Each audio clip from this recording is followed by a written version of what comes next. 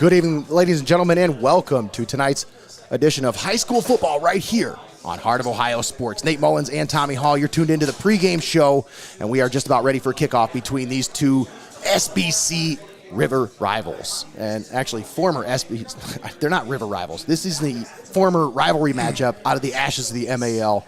Nate Mullins, Tommy Hall here on the call. We're just about ready for kickoff, but we want to give a shout out to our pregame show sponsor, Rogers Flowers. And here we are underway, and opening kick is fielded by Mohawk, and they take the kickoff to the 25, up to the 30, and up to about the 32-yard line. And that's where the Warriors will take over for their first possession of the ball game. Had a little bit of a technical problem at the beginning of the broadcast. We started out and thought we got going, but you know what? This is a new process here, Tommy. Football brings new elements that we have yet to discover. Came down here Monday, tested some things out, and we still found some things that we weren't prepared for. So, hey, we're back at it. We're live, and we're rolling. Mohawk set to take over here at the 32-yard line. Shotgun set. Two backs in the backfield, two receivers, one on each side of the field. Handoff up the middle, and a short gain, maybe up to about the 35-yard line. Give him 2 yards on the carry. Sets him up with a second and about 7.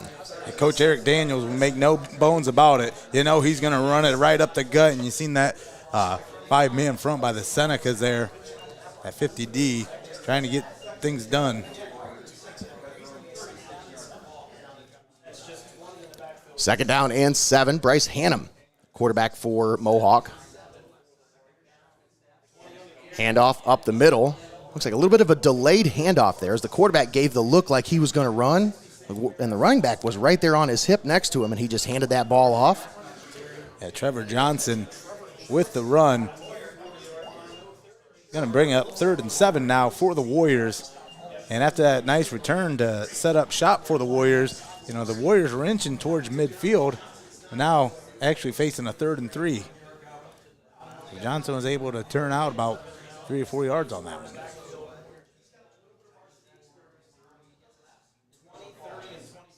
So 3rd down and about 3 coming up here. They need to get it to the 43 to convert here. A fumble the handoff, and Hannum's going to get hit in the backfield and drop for a loss. Back there first is Will Kurtz, and back there to meet him is Anderson Hart.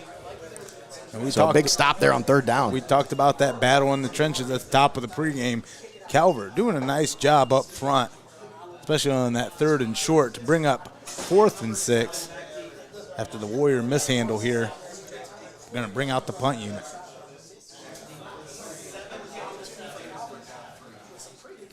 Punt unit onto the field for the Warriors. Oh, and the punt's botched the snap. Punter is going to try to fall on it, and he's going to be hit and drilled right at the 15-yard line. And that's where the Senecas will take over. Cal Warnament makes a huge stop. Braden Chester, the punter, unable to field the snap cleanly and was able to pick it up, but still, it's a big loss there. And it sets up the Senecas with a beautiful situation here to start out with their first offensive possession of the year. They start out on the Mohawk 14-yard line. It's never good to start a drive in the shadow of your own goalpost if you're the Mohawk Warriors. But Calvert is going to take that gift from the football gods, and they're going to set up shop right around the 14-yard line. Schultz in the gun. Handoff off the right side. A short gain up to about the 11-yard line. Give him about 3 yards on that carry.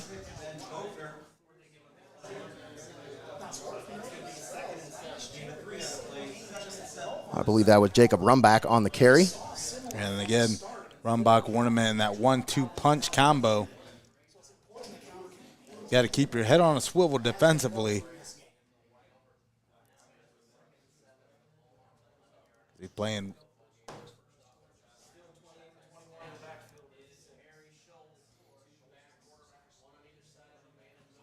Handoff off the left side. And he's going to be hit and dropped right at the 10-yard line. Ball came out, but they're going to say he was down before the ball came out. And what a read by Braden Chester as they tried to seal that edge there for the Senecas. Chester came down and able to keep that one for going for more because, again, you had a hat on the hat there for the Senecas. It was the right call.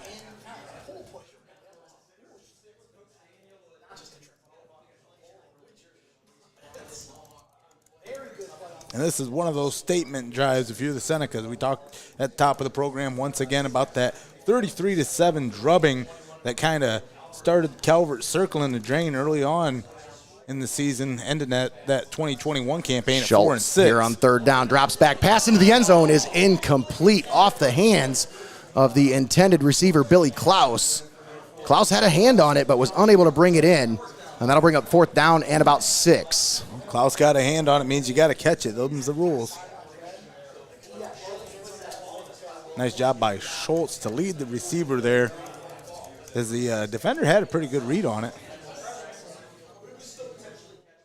Forced that Calvert receiver to stretch them long limbs. They keep the offense on the field. Harry Schultz in a shotgun formation with a back on each side of him. 3 wide receivers set, 2 on the right, on 1 on the left.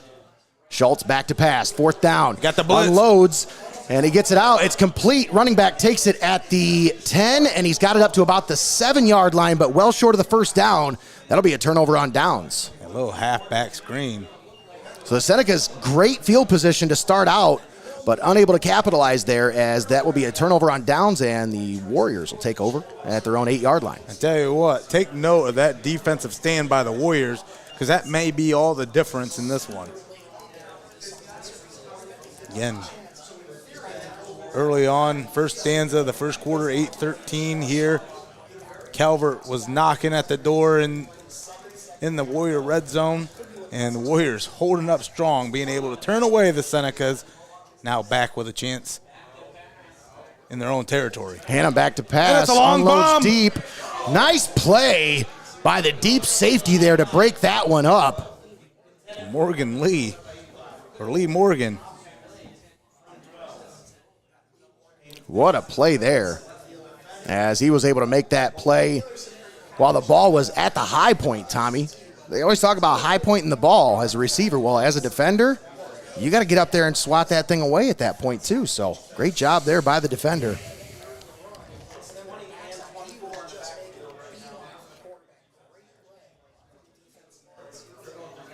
Second down and 10.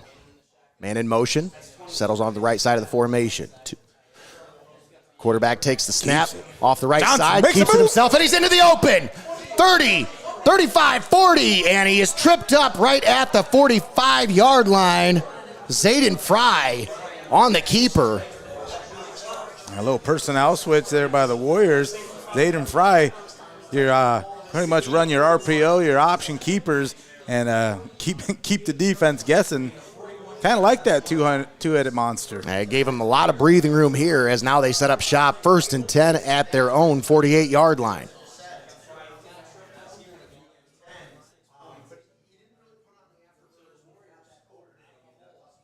The Warriors, after a huge reception, moving the chains. Fresh set of downs. Fry. Deep ball is incomplete. Hannum, Looking for Fry. Bryce Hannum just overthrows his intended receiver a little bit there. 2nd and 10 coming up.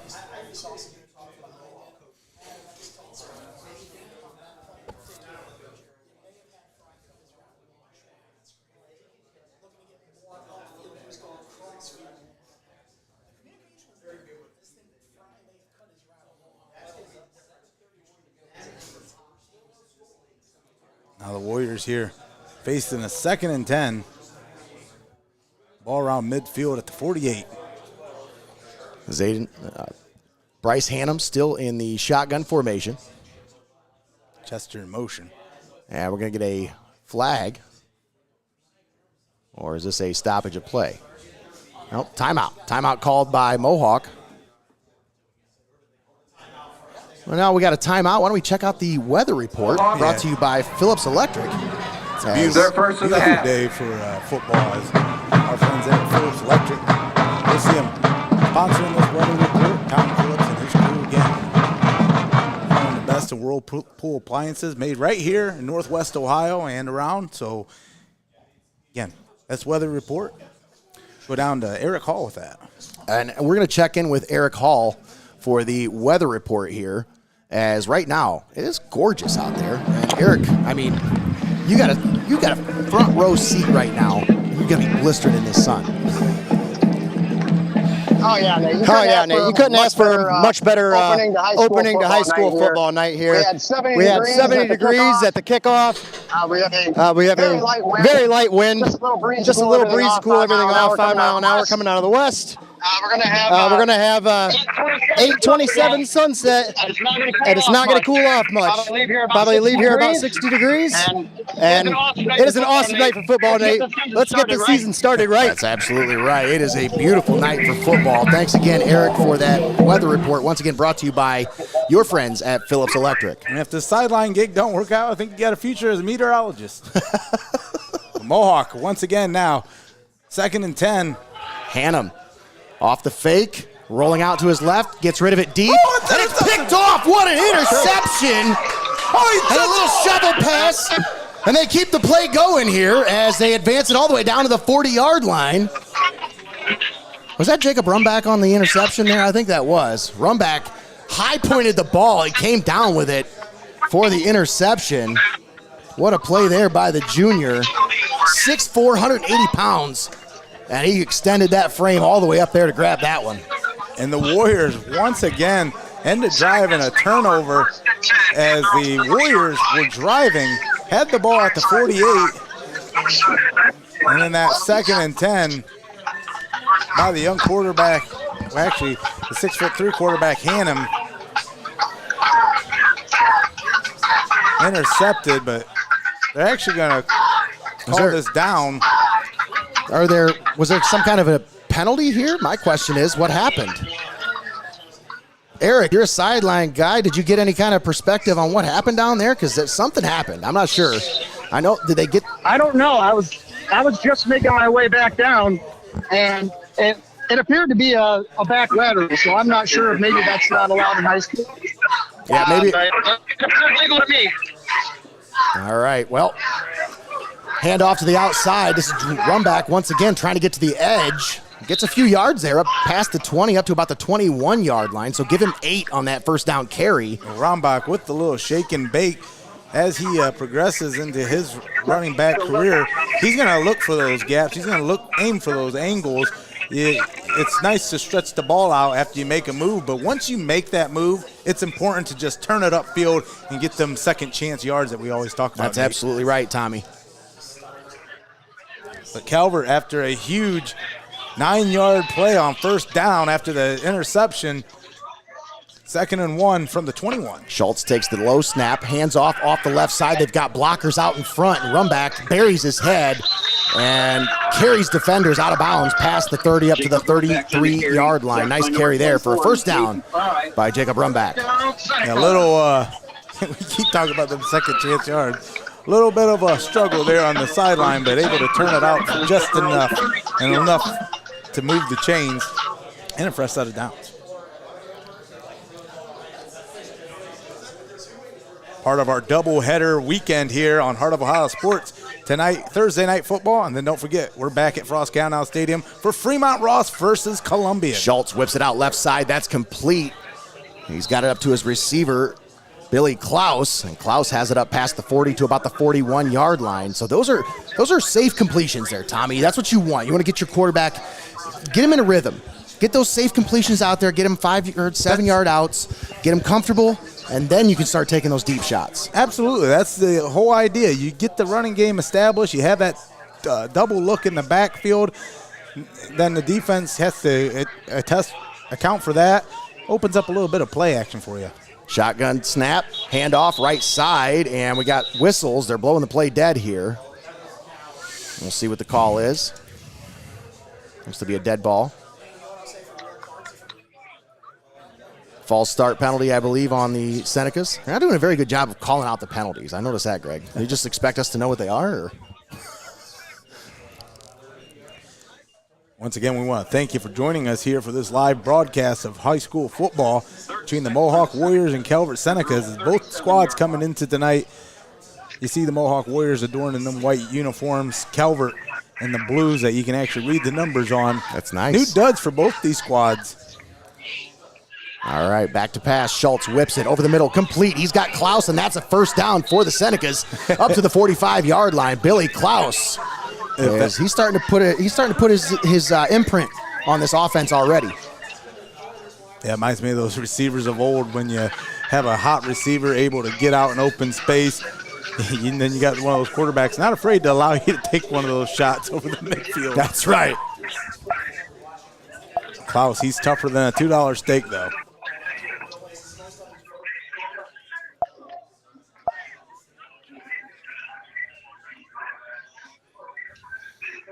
A pitch off to the right side, run back.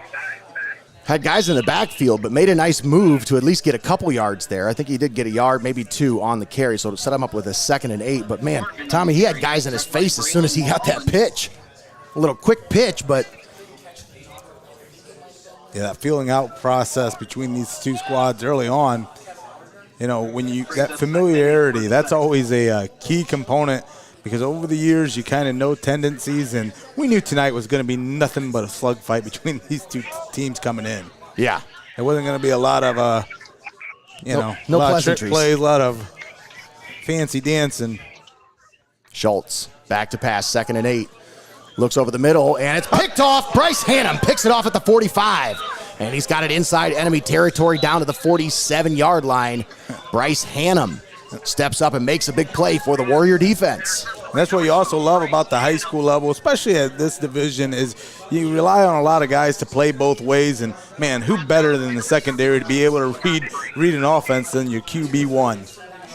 Hannum making up for that interception he threw on the Mohawk Warriors last drive that stalled right around the same area. They had that last drive on a 2nd and 10 from the 48. The Warriors take over at midfield. They're going to have this ball spotted right around the 47. Yeah.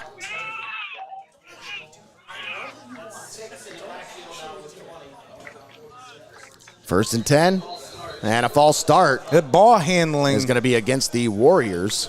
And as ball we get security. I mean, that's week 1 mistakes, but that's something you definitely got to address and clean up right now, you know. We get our first look at sophomore quarterback Ben Bogner now as he comes into the game for the Warriors. Former Tiffin Youth Football Eagle.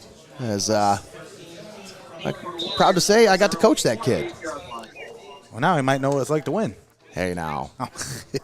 No, a tremendous job that our Tiffin Youth Football League does with these developing these young players, and it's a sight to behold. It's something special to be part of. So again, if you got youngsters or if you haven't experienced Tiffin Youth Football, check it out. Bogner in the shotgun formation, takes the snap, looking to take off and run. He's going to go off to the left side. He got those 5 yards back, and then he buries his head, gets it up to about the 45-yard line. So give him about 7, but it sets him up with a 2nd down and 8. We talk about how important this game is at the youth level. You know, again, my hat's off to that Tiffin Youth Football program, also expanding and extending a hand out to our friends in Fostoria who are able to put together a team with those young players over there in Fostoria, Hopewell area. Yeah, they could probably put together 2 with the amount of players they got.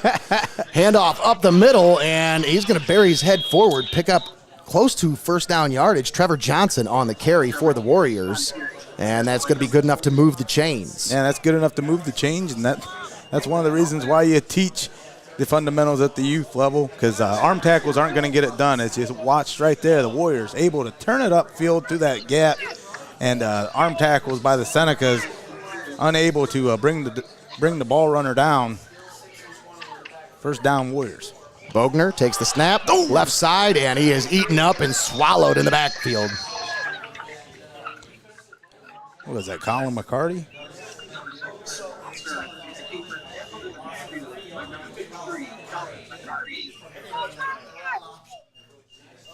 So a loss of about 4 sets him up with a 2nd and 14. Yeah, we're dwindling down to around the 2-minute mark of the first quarter, and neither team's able to draw first blood here in the opening stanza. Mohawk now continues to drive, facing a 2nd and 13, though. Bogner back to pass, slings it right side, and that's incomplete. He was looking for Kane Heyman. Another Heyman. Sophomore, Kane Heyman.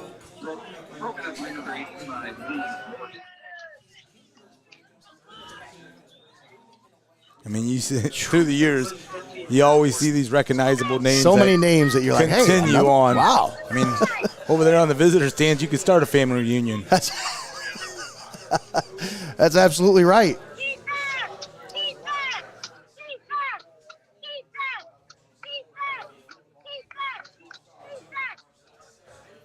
Another mishandle. Snap. Bogner back to pass, slings it down the field, and it is going to be almost intercepted, but knocked.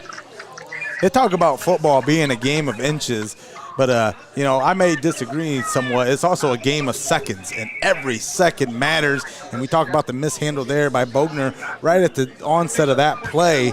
I mean, that really accounted for that miscue right there. Absolutely. Just a 1/2 split second out from getting the ball released, getting the ball out.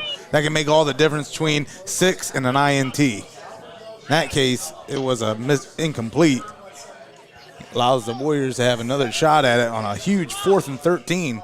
And they will punt. A rugby style. And the punt is away.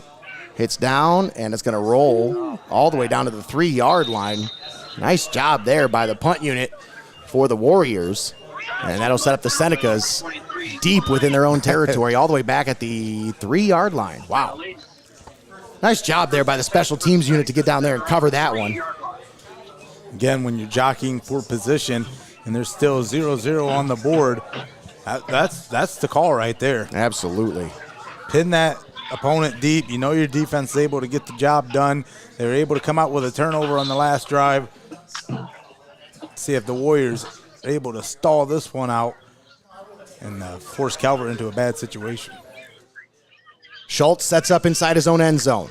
Snap low, picks it up. He's got to keep it, and he's going to pick up maybe back to the line of scrimmage. That's about it. So no gain on the play. Sets him up with 2nd and 10.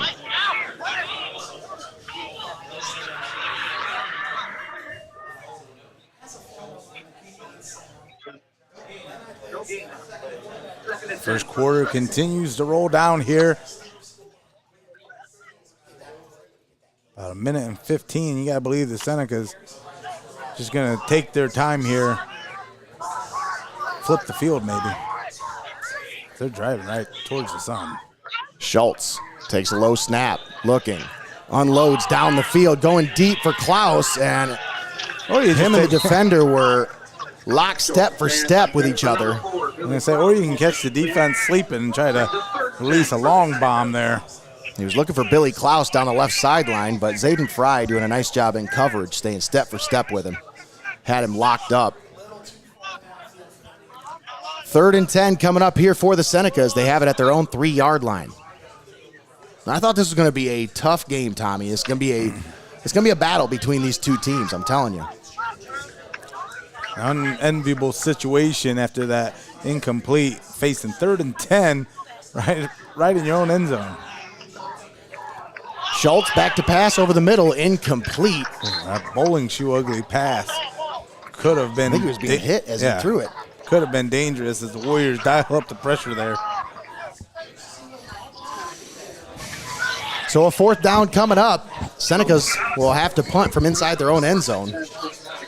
And that means 4-star long snapper Will Kurtz comes onto the field. Tommy, he's getting some looks, some D1 looks. I'm hearing Louisville's taking a look at him right now as a long snapper.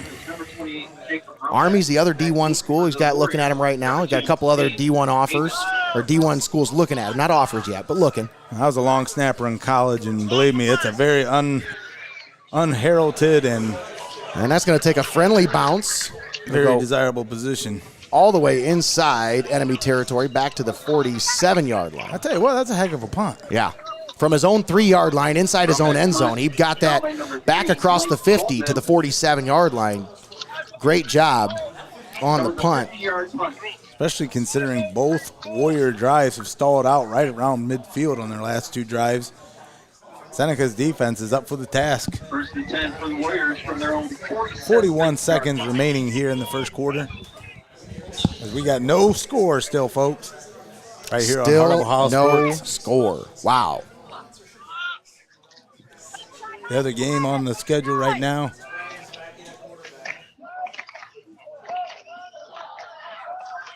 Back to that as Mohawk going to keep it here. Quarterback keeper, Bryce Hannum off the right side. Gets it up near midfield, but good for about a 3-yard gain. That was a well-executed play. By number 34, Gage Harry. Defense, though, recognized, able to pursue the ball and got there before it could have went for more. Yeah, The Warriors a 2nd and 8 as this may be the last play of the first quarter, Nate. That's it. We're down to 8 seconds left here in the first quarter. That should be the last play. 2nd down and 8. 1 second. They did get the play off, but hang on. We had a flag on the field. Possibly a false start, maybe? Defense, 21. Offsides on Calvert. One untimed time down. And a 1 untimed down since it is a defensive penalty, so we'll stay with the first quarter of action right here. That penalty on Cal Warnament. This is just a guy you're looking just to let off the leash as he pins his ears back and gets after it. Then when you give him the rock, it's no different. 3 for the Warriors. He's in it to win it.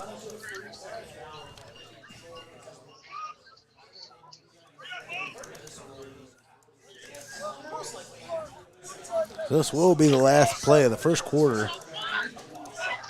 as the penalty brought up the untimed down.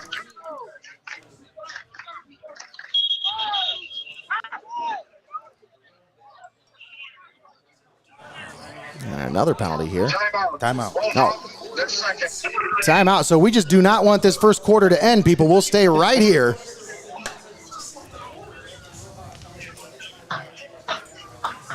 The first quarter that will not die.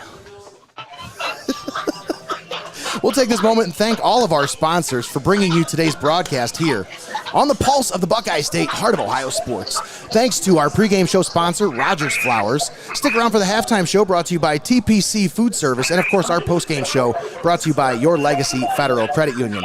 Player of the game brought to you by MST Sauce Company. Our scoreboard tonight brought to you by First National Bank of Sycamore. The weather report brought to you by Phillips Electric, and our keys to the game brought to you by Scarette Mexican Restaurant in the Tiffin Mall. Also, special thanks and a shout out to Steinmetz Signs and Graphic Inc., Benchwarmers Restaurant, TJ Willie's Fine Foods, Fiesel's Frame and Collision, Embroidery and Crafts by Buja, Buckeye IT, Reno's Pizza and Pasta, Champs Barbershop, Linda Ritzler Accounting, and Sarah Risen, Century 21 Bolte in Tiffin. Those are your community-minded sponsors, and folks, when you hear those names, please frequent those businesses, because without them, we couldn't be doing what we're doing right now. So help us out by helping these businesses out. If you check out, again, this is an untimed down. The first quarter has expired. Still 0-0. As you see down there in the left corner of that scoreboard, brought to you by First National Bank of Sycamore, one of our great community-minded sponsors here on Heart of Ohio Sports, helping bring you high school football each and every week. So 1 untimed down here, 2nd down and 3. Ball at the 46-yard line. Hannum takes the snap, handoff up the middle, and all that for a 2-yard gain. Did he get the first down? No, just short of the first. So we're going to have 3rd and short coming up after we come back. We're going to step aside for a quick timeout.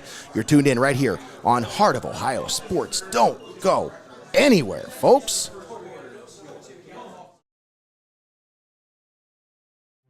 Small business owners need somebody that can open the door to financing. And at First National Bank of Sycamore, we love opening the door for financing opportunities.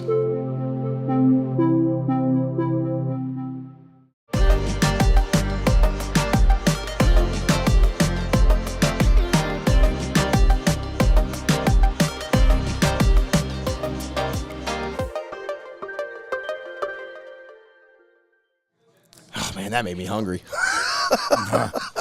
Oh, man, that's good stuff. Once again, folks, those are top quality commercials, and you're only going to find them right here on Heart of Ohio Sports. If you or your business want to get involved, if you like what you see and you're like, how do I get one of those cool commercials? Because I'm telling you, folks, you're not going to find anything like that anywhere else. And they are produced in-house. That's right, Tommy. In-house. We make those commercials thanks to our partnership with Dead Shark Productions. So once again, if you or your business are interested in getting one of those awesome commercials, please hit us up.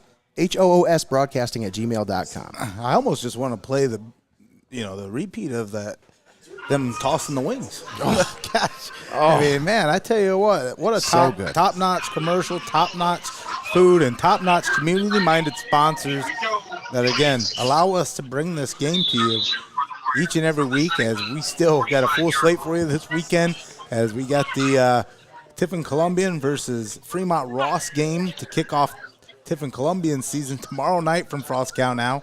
You're watching Mohawk versus Calvert right here at Frost Cow Now Stadium. Second quarter of action, Mohawk flips the field on a 3rd and 2nd, ball on the 45, and it's stopped and blown up right at the line of scrimmage. He might have got a yard. Forward progress may have given him a yard, but they're going to be short. They're going to be about a yard short, maybe a half yard short of that first down. I'll tell you, Tommy, the one thing that's jumping out so far today to me, that Calvert defensive line, boy, they are dominating at that point of attack. Yeah. They're getting after it right now.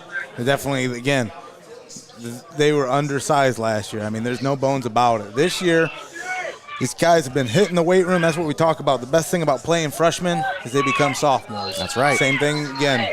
These guys continue to grow. They got some size now. Finally, see what the Calvert can put together as the Warriors going to drive right up the gut, and I believe they're going to have enough to move the chains. Yep, that's going to be good enough for the first down. Wow. Number 24 is now there is the coach Eric Daniel I know. That's I know right. it's early on. If the Mohawk Warriors would have came out right out the gun and probably put a score up and it was still a 7-0 lead, that would be it for those 4th down decisions. Coach Daniel, normally a guy that likes to gamble and go for it, and right there on that play, the Warriors able to convert. Sling it out left side, Zayden Fry on the reception, but he is swallowed up immediately by the defender.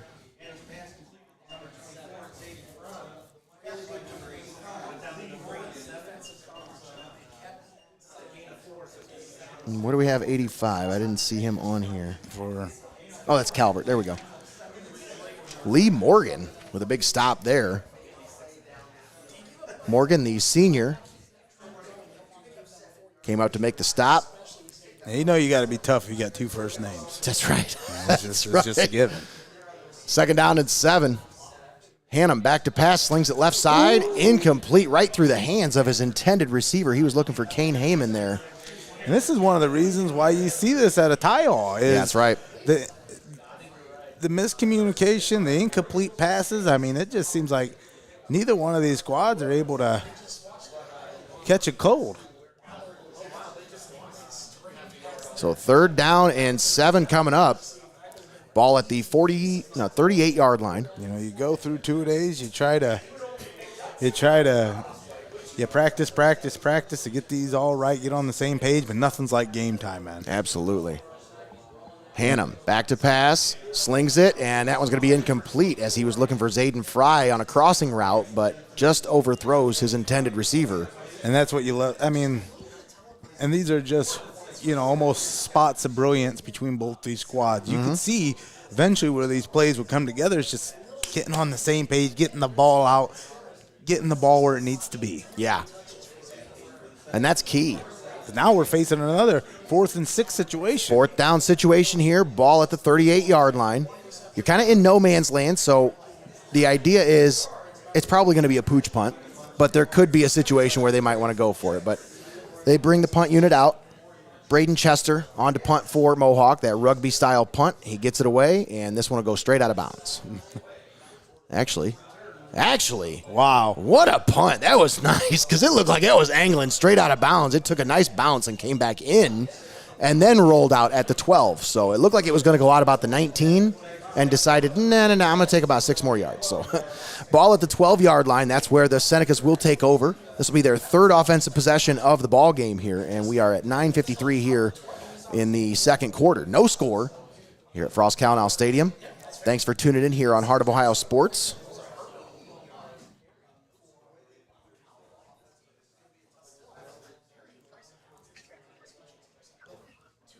I think I might have lost my sideline guy there for a second, but I think we're back. Eric, you good? Yeah. All right, we're good. We're good. We're back. All right, handoff up the middle. Off the right side, run back on the carry. He's got it up to about the 15-yard line, maybe the 16 after forward progress.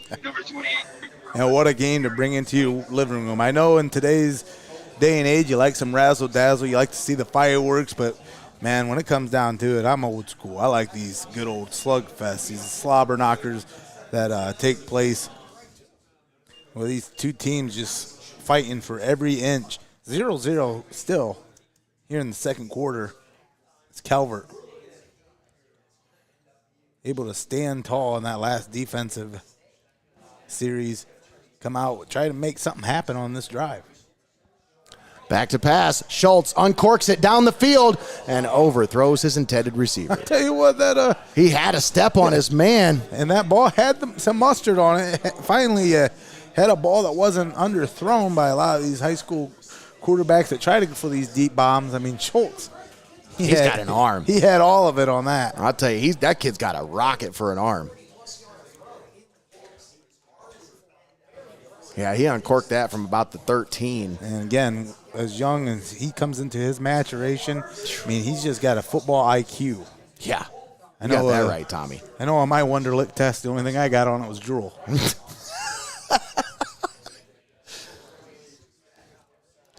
Schultz in the shotgun, fakes the handoff, slings it right side, left side actually. That's complete. And I believe that was Billy Klaus with the reception. Looked like 4 anyway. That is the catch. Klaus gets it up to about the 17, maybe the 18-yard line. And you got to believe that's that. Going to bring up 4th down. Schultz is just apologizing to Klaus every time he comes in. Klaus wouldn't have it any other way. And now it looks like they're going to bring the punt unit back out onto the field here.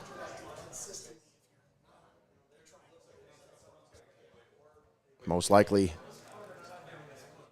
a punting situation here. 4th and 4. When they get the punt away. Oh, nice punt. That's a booming punt. It goes out of bounds right around the 40-yard line. But that would be what a punt. That'll be something to keep our eye on. Yeah. We talked about when Calvert was backed up in their own 3. Then before I knew it, it was on the other side of the 50. And I'm like, wait a minute, weren't they just in their own punt from their own end zone? The kid's got a boot. Don, who's that punter? Jacob Rumback on the punt. And I'll tell you what, if he's not getting looks as a running back, boy, that right leg might get him some looks as a punter. Jeez, he's got a rocket. That's what I said is that goes a long way, especially at this level. Absolutely. Special teams is kind of one of those things that fall by the wayside the further down you go in the divisions. Bogner on the run, gets it out left side, and he's got it up to about the 45-yard line. Ornament. I have to set out a play. Not a time to lose one's head. That's right. That's not the right time.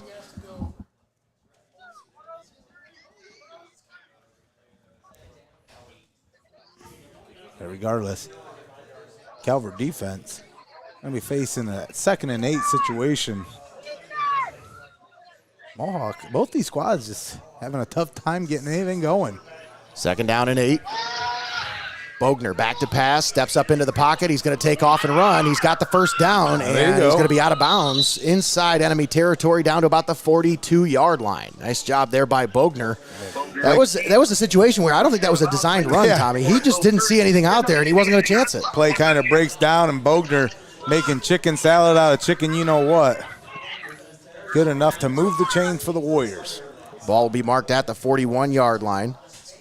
Eric, you're down there on the sidelines right now. What's the feel like? What's the energy level right now for that Calvert sideline? I think I might have lost my sideline guy. I think Mohawk might have lost some yards. Did he get up? There we go. He gets 2 on it. Eric, you got a good look down there. You're on the sidelines. You got a little bit better perspective than we do. What's the energy level right now down there with the Calvert sideline? I'm sorry, what was that, Nate? I just got you back. That's all right. I said, what's the energy level right now for that Calvert sideline? How's it feeling down there? They're honestly pretty quiet right now. I don't know.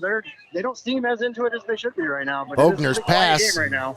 It's that laser focus when you're going back and forth, 0-0. You can make time for pleasantries once you get on the scoreboard. Yeah, absolutely. That's the biggest thing right now. I think once one of these teams scores, it'll open up the floodgates. But it's just a matter of getting one of these teams across that goal line or the ball through the uprights.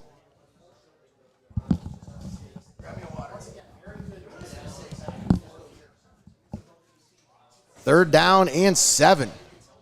Ball at the 39-yard line. Warriors working right to left. Bogner back to pass, looking. Uncorks, deep ball, and incomplete as both players jockeying for position there. And a nice job on defense by Jamison Godfrey to break that one up. Yeah, both of these squads, I mean, playing with no reservations. They just going for it, going for pay dirt. 4th and 7 coming up here. Still no score at Frost County Stadium here in week 1 of the OHSAA football season. Man, what a packed house we have here at Frost County Stadium. All these fans over from Sycamore got you wondering who's guarding the water tower. And the punt is away, deep punt, and it hits down and rolls into the end zone. So chance to pin them deep, but now the Senecas will have their best starting field position in a long time, Tommy, because most of the time they've been starting out in their own inside their own 20. Now they'll have it at their own 20-yard line, 1st and 10. And what do they need to do here, Tommy, to get some momentum here? Well, again, being able to start the drive from their 20. They say any drive that starts from behind the 20, you decrease your chances of scoring by 7%. So just in that alone, the odds start to increase for the Senecas. Just being able to get the ball at the start this drive from the 20. From regular field position, not buried in their backfield, not having to worry about giving up the safety or having to make up huge yards just to get into a scoring opportunity. Yeah. Back to pass. Schultz slings it. Right side, complete. Nice block out in front there. And that'll give number 85, Lee Morgan. That'll give you a little bit of breathing room. Absolutely. Nice block out there on the edge by John Schumacher. Sets up his teammate for an extra 5 or 6 yards there. That looked like one of those designed almost like a pocket screen where they find that pocket in the zone. They have a downfield receiver kind of run almost like a stretch vertical route, but then as soon as the underneath receiver catches it, he turns into a blocker. It's kind of a pretty genius play design there by Steve Reeser and his coaching staff. The Mohawk Warriors are going to load the box here. 1st and 10, ball at the 36. Schultz takes the snap, keeps it himself, left side, got some running room to the 50, and inside the 50 down to the 47-yard line. Harry Schultz on the quarterback keeper picks up the 1st down. Recognizes that in the secondary they brought a guy over, kind of take over for that Mike position as they brought the Mike linebacker up. And with that, pulling that ball in and finding the edge, that's how Schultz is able to make up for it and be able to get a new fresh set of downs. Absolutely. Tuck and run. So 1st and 10, ball inside enemy territory now for the Senecas. Man in motion. That is number 22, John Schumacher. Schultz with a quick pitch, right side. Rumback's got some running room. He's up to the 40 and inside the 40 down to the 39-yard line. Jacob Rumback. And what a nice design. No, that was 21, actually. That is Cal Warnament on the run. And what a nice design play to send the man in motion, making Nicholas Golig, that defensive back, kind of go back into coverage or leave that zone exposed as Calvert just able to attack it. It made up for it with 8 yards. So 2nd down and 2. Ball at the 39. Schultz on the quarterback keeper, left side, trying to find a little running room, and he's swallowed up right about the line of scrimmage. Maybe got about a half a yard, but that's about it. And these Mohawk Warriors, I mean, they're definitely they keep their head on a swivel. You're not going to be able to kind of run the same play on the same drive without these defenders being able to sniff it out from Jump Street. I will say, Tommy, there's usually you don't see an obvious size advantage, but this is pretty obvious between these two lines. Like that Calvert offensive line, I mean, there's a big boys down there. And that Mohawk line, I mean, there's not too many big boys on that defensive line, so it's going to be that's going to be where the battle's going to be won today, I think, is in the trenches. Talk about young Lucas, record number 74. Another record. This boy, 6'5". Deep pass, left sideline. Incomplete. Broken up by Zayden Fry. Nice job on the play and coverage.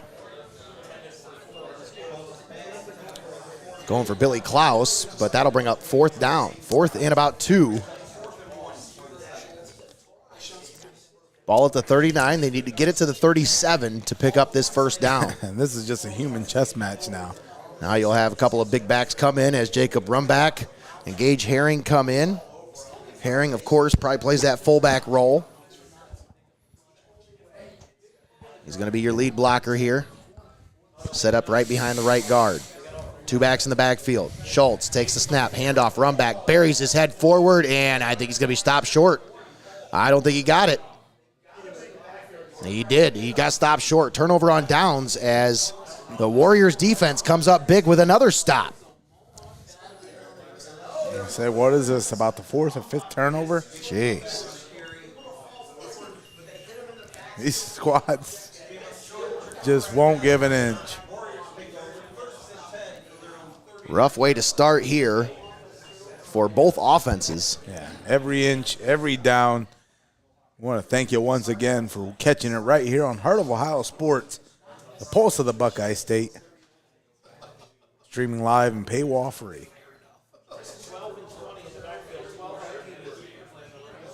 And Bryce Hannum's going to keep the ball, carries it forward to about the 45-yard line.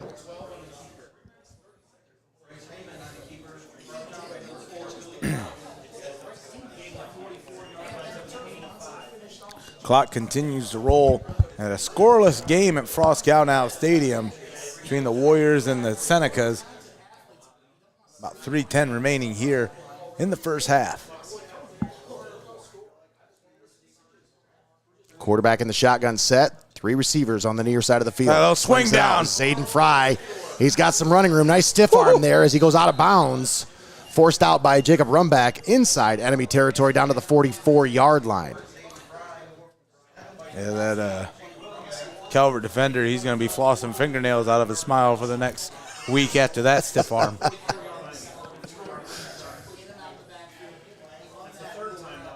Well, first down and 10 at the 44-yard line coming up for Mohawk. Down inside of 3 minutes to play here in the first half. Still no score here. Frost Gallnow Stadium here in week 1. Make sure you stick around for the halftime show. Brought to you by TPC Food Service. Fumbled snap. Hannum steps up into the pocket. Now he's going to keep it himself. And it looks like there's a flag that comes flying from the sideline here. And I think Steve Reeser told that referee before this play, like, look, this guy's doing this. Watch him on this play. And that's exactly what that ref did. And he threw the flag. Because you saw Steve come out on the field and say, that's what I'm talking about. Oh, they're going to pick it up? Okay. All right, well, he got The official must have looked back outranked. at Steve Reeser. It was like, yeah, I see it, but what are you going to do? Look at him, he's talking. He's like, yeah, well, what can I do? No, I'm not the head judge.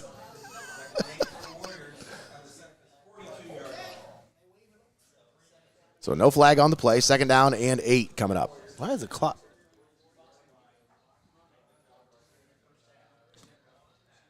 Hannum in the shotgun, takes the snap. Back, looking, slings it right side. It's complete, and he's got it up past the first down marker up to the 31-yard line. The clock continues to roll at 2:27 to go here in the first half. I'm not sure if that was Xavier Kimmett for the Senecas that was dropped back into coverage, but you got to be able to read your keys on that one. That would have been a pick 6 had he had been in position.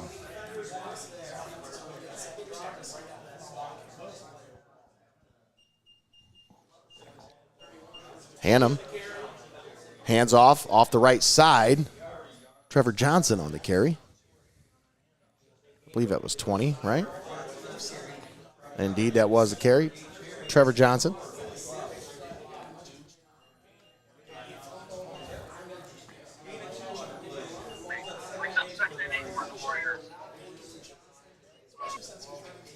Boy, I don't know what it is, but I don't know if you've noticed this, Tommy, but have you noticed Verizon's cell phone service has just gotten awful over the last couple of months? Seems like anybody I know with a Verizon phone, it just gotten, I don't know. It's just not very good. Nice run there by Bryce Hannum as he gets it close to the first down marker. He's got it down to about the 22, maybe the 23-yard line.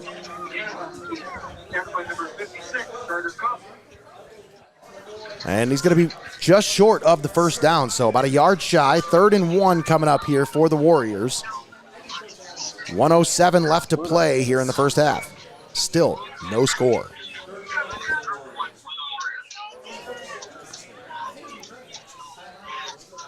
Huge 3rd and 1. Quick pitch left side. Running back trying to find some room, and I think he might have got the first down, but that's about it. Maybe a yard or two. And when you run a counter or a trap or anything of the sort, you have your gap assignments. If you're a running back, follow the big butt of that tackle or the pulling guard, and they'll lead you to the promised land. But when you stop or when that holes collapse and you're trying to, make do or pick a lane, it ain't gonna end well for you. But it was 1st and 10. The change for the Warriors. Bryce Hannum back to pass, slings it over the middle. It's complete. They find that little pocket in the zone. He just sits down and finds his quarterback. Sitting in an island. Nice job there as they pick up the first down, move the chains, and they have it down inside the 10 to the 9. 17 seconds. That should have stopped the clock with the chains moving, but they only start. With the first down, you would have thought that would have stopped the clock enough for them to move the chains. Because they did it earlier. That's why I was wondering why they didn't do it on that one. I was wondering if they just did it till they got set or how it worked anymore. Yeah, I think the referees are even saying something down there about it because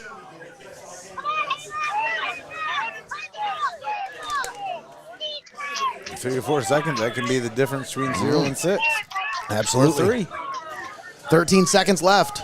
Maybe enough time for 2 plays here if they're good at it. Oh, here you go. Going to be looking for the corner left, here. Slings it into the end zone. Oh, no, incomplete.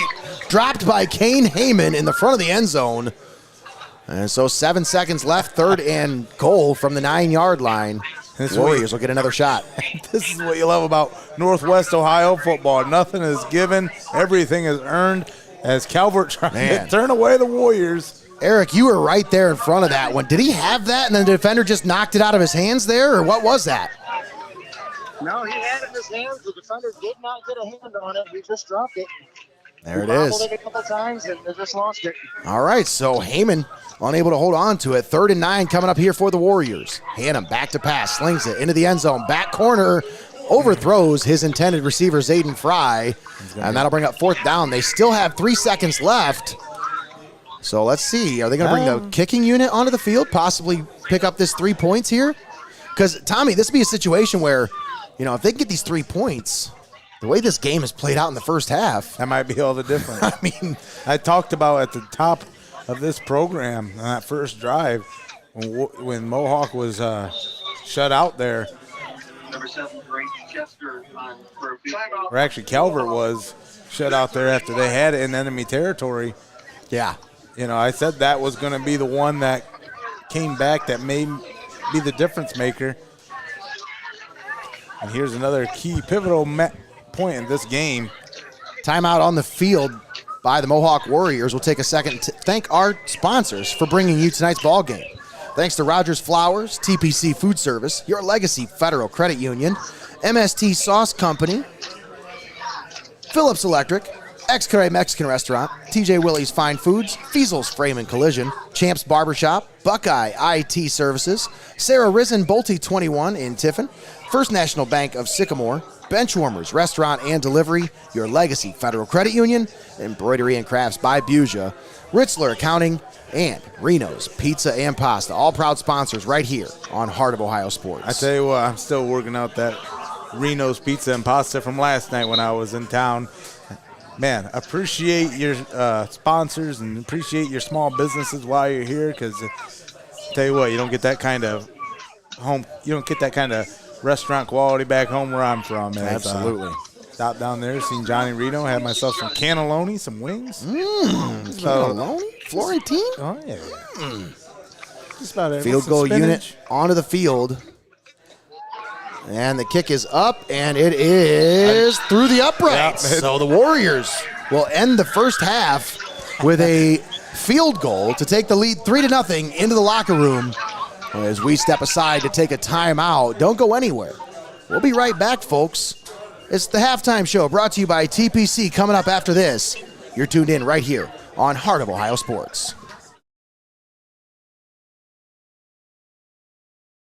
Small business owners need somebody that can open the door to financing. And at First National Bank of Sycamore, we love opening the door for financing opportunities.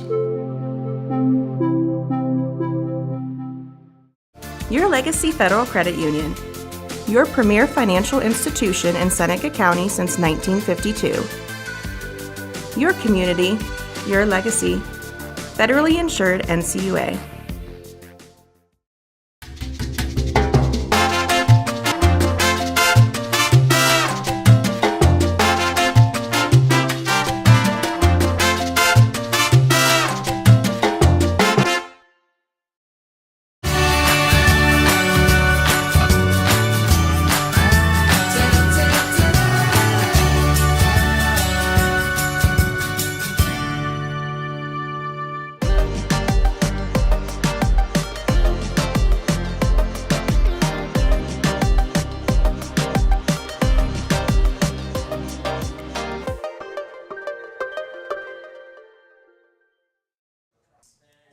All right, and we're back here at Frost Cownow Stadium. Nate Mullins, Tommy Hall on the call. And we got to make sure we get our camera set back to where it was, because somebody bumped our camera. So our our scoreboard camera got bumped a little bit, but we'll make sure we get that fixed for you. All right, once again, 3-0 your score here at halftime. Mohawk with a lead over Tiffin Calvert. Tommy, we got about 20 minutes here to talk about this first half. But, I'm not going to spend the whole time talking about it because I want to take a little bit of a break. But I do want to kind of go over some of the keys to the game. And, of course, our keys to the game are brought to you by your friends at Escaret Mexican Restaurant in the Tiffin Mall. Now, Tommy, we didn't get a chance to talk about this pregame, but here we are at halftime, 3-0 score Mohawk. I think we can talk keys to the game. Second half now. What do you think is the goal for both of these teams going forward here? First, we'll start with Tiffin Calvert. What do they got to do to get this offense going? Being able to sustain drives.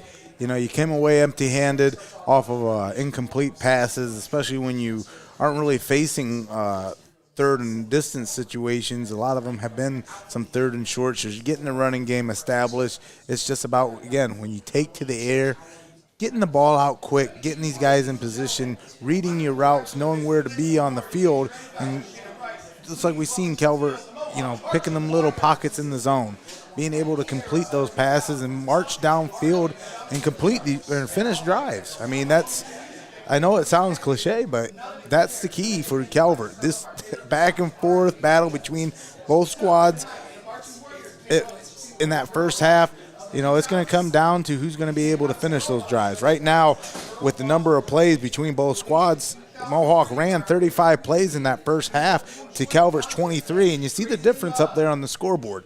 3-0 the Mohawk Warriors take the lead into the locker room, but both squads have really struggled through the air. Mohawk 5 for 16, Calvert 5 for 11, and both teams with a turnover and an interception margin. So I mean, these two teams couldn't be more even killed. They're going back and forth down there. There's no love lost between these two squads. Again, They couldn't warm up to each other if they were cremated together.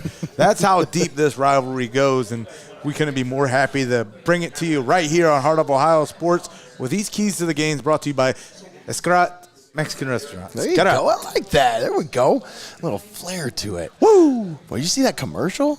That made me want to do the salsa, you know? Like, I had about 6 DoorDash orders loaded into my phone right now, waiting for this game to conclude.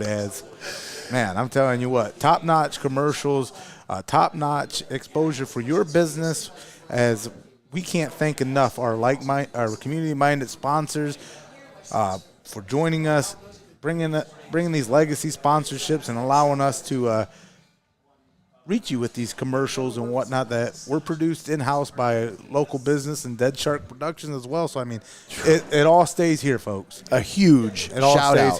Huge shout out to Brady and Alex Depker and Dead Shark Productions for everything that they were able to do for us, getting these video commercials ready for us for this broadcast. I mean, it's nothing short of incredible the way they were able to work with these area businesses.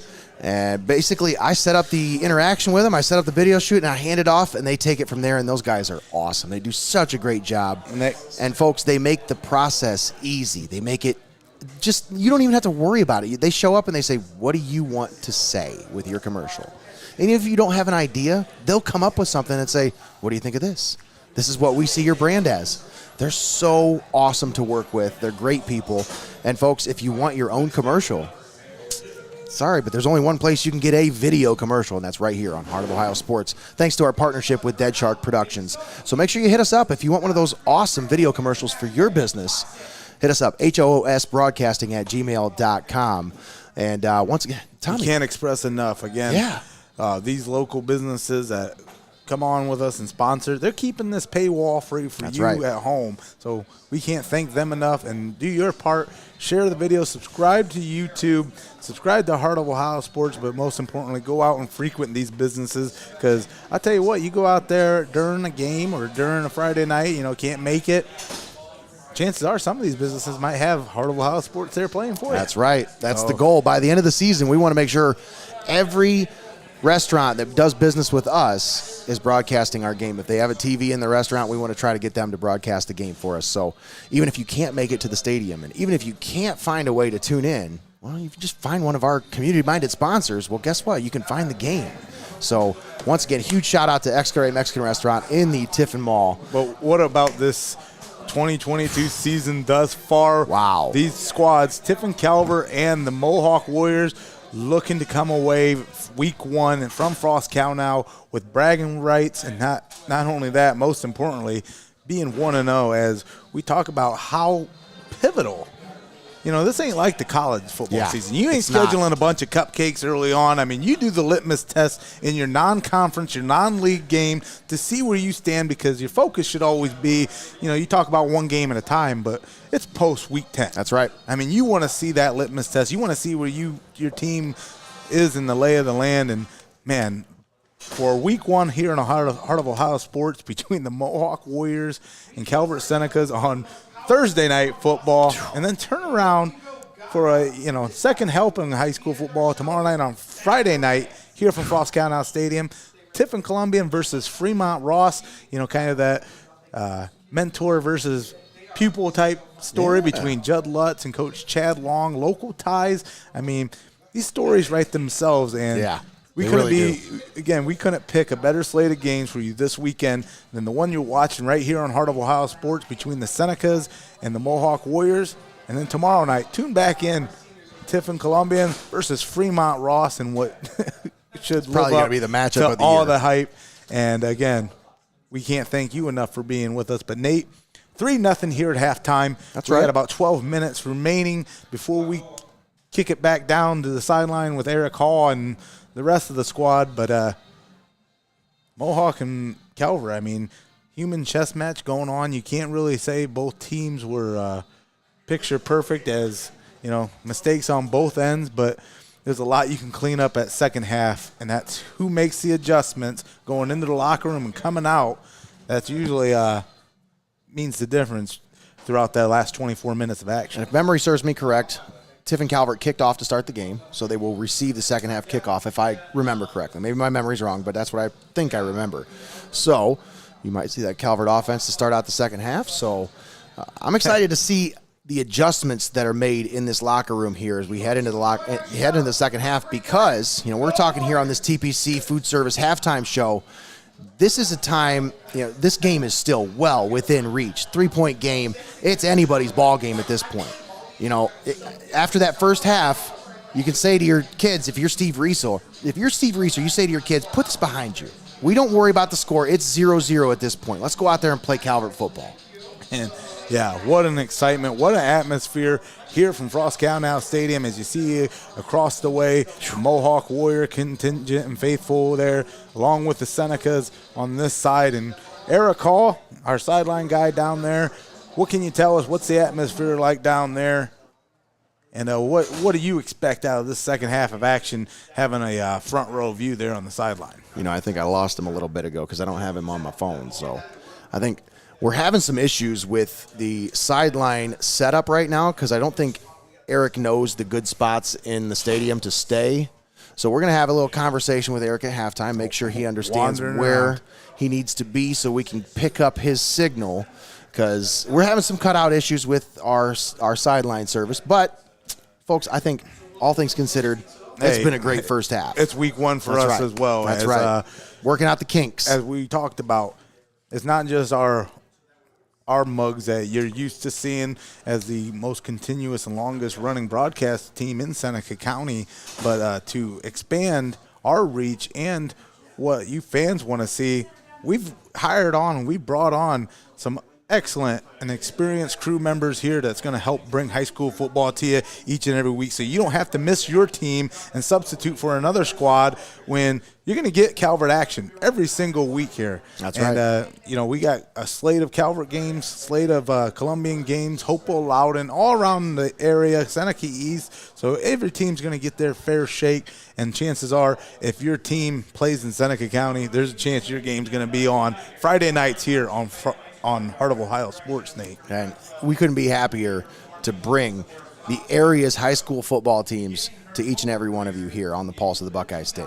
Tommy, let's step aside, take a quick time out here. We'll come back with more of the TPC Food Service halftime show, and we'll let you get a little bit of the Tiffin Calvert marching band here, as we cannot give you the audio because if we do, it'll interrupt our stream because of copyright issues. So parents, I'm so sorry about the band thing. I know you all want to listen to your kids play in the band, but unless they start playing their own music that's not copyrighted, we cannot play this music on our broadcast because it will shut down our broadcast. So we're going to give you the video of the band and their performance, but we cannot give you the audio. And I do know that since it's been the wild, wild west of live streaming. That's right. And new laws and regulations come into effect every day. And trust us, there have been talks between, people higher up that make these decisions than us about those legalities and ramifications. So trust me, once we know we can air these halftime shows without them getting pulled or, somebody that's the big thing. I don't want it to pull our stream. Right. So, I mean, We'll keep our ear to the ground. We try to bring you every element we can as it all producing the best presentation for you, the fans, and also give the exposure to everybody that's out there on the field that needs it. That's all right. That earns it. That's absolutely right. We're going to step aside, take a quick timeout. When we come back, we'll have more of the TPC Food Service halftime show. Once again, you're tuned in right here on Heart of Ohio Sports. Let's take a quick moment and thank all of our sponsors for bringing you today's broadcast. Thanks to Rogers Flowers, TPC Food Service, Your Legacy Federal Credit Union, MST Sauce Company, Phillips Electric, Excare Mexican Restaurant, First National Bank of Sycamore, as well as Steinmetz Signs and Graphic Inc., Benchwarmers Restaurant and Delivery, TJ Willie's Fine Foods, Fiesel's Frame and Collision, Embroidery and Crafts by Buja, Buckeye IT, Reno's Pizza and Pasta, Champs Barbershop, Linda Ritzler Accounting, and Sarah Risen, Century 21 Bolte in Tiffin. All proud sponsors right here on Heart of Ohio Sports. We'll be right back after this. Don't go anywhere, folks. Keep it tuned in right here on Heart of Ohio Sports. Small business owners need somebody that can open the door to financing. And at First National Bank of Sycamore, we love opening the door for financing opportunities.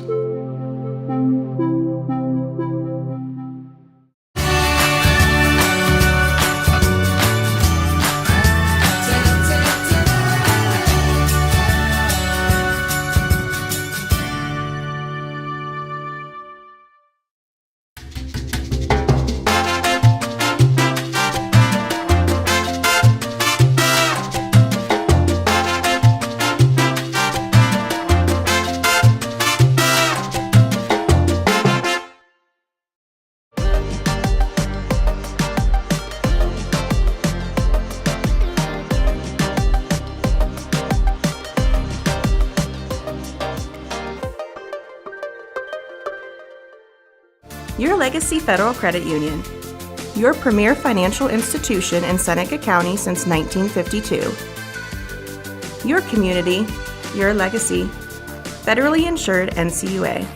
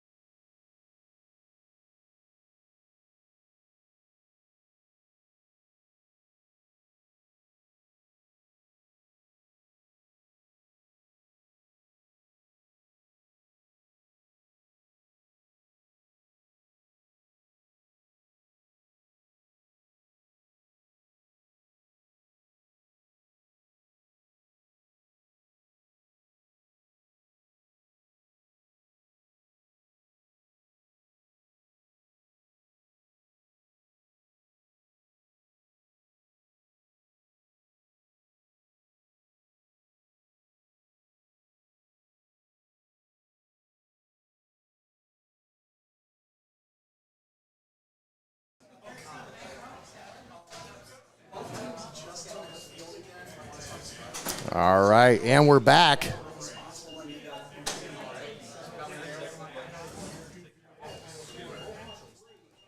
Maybe. What is going on?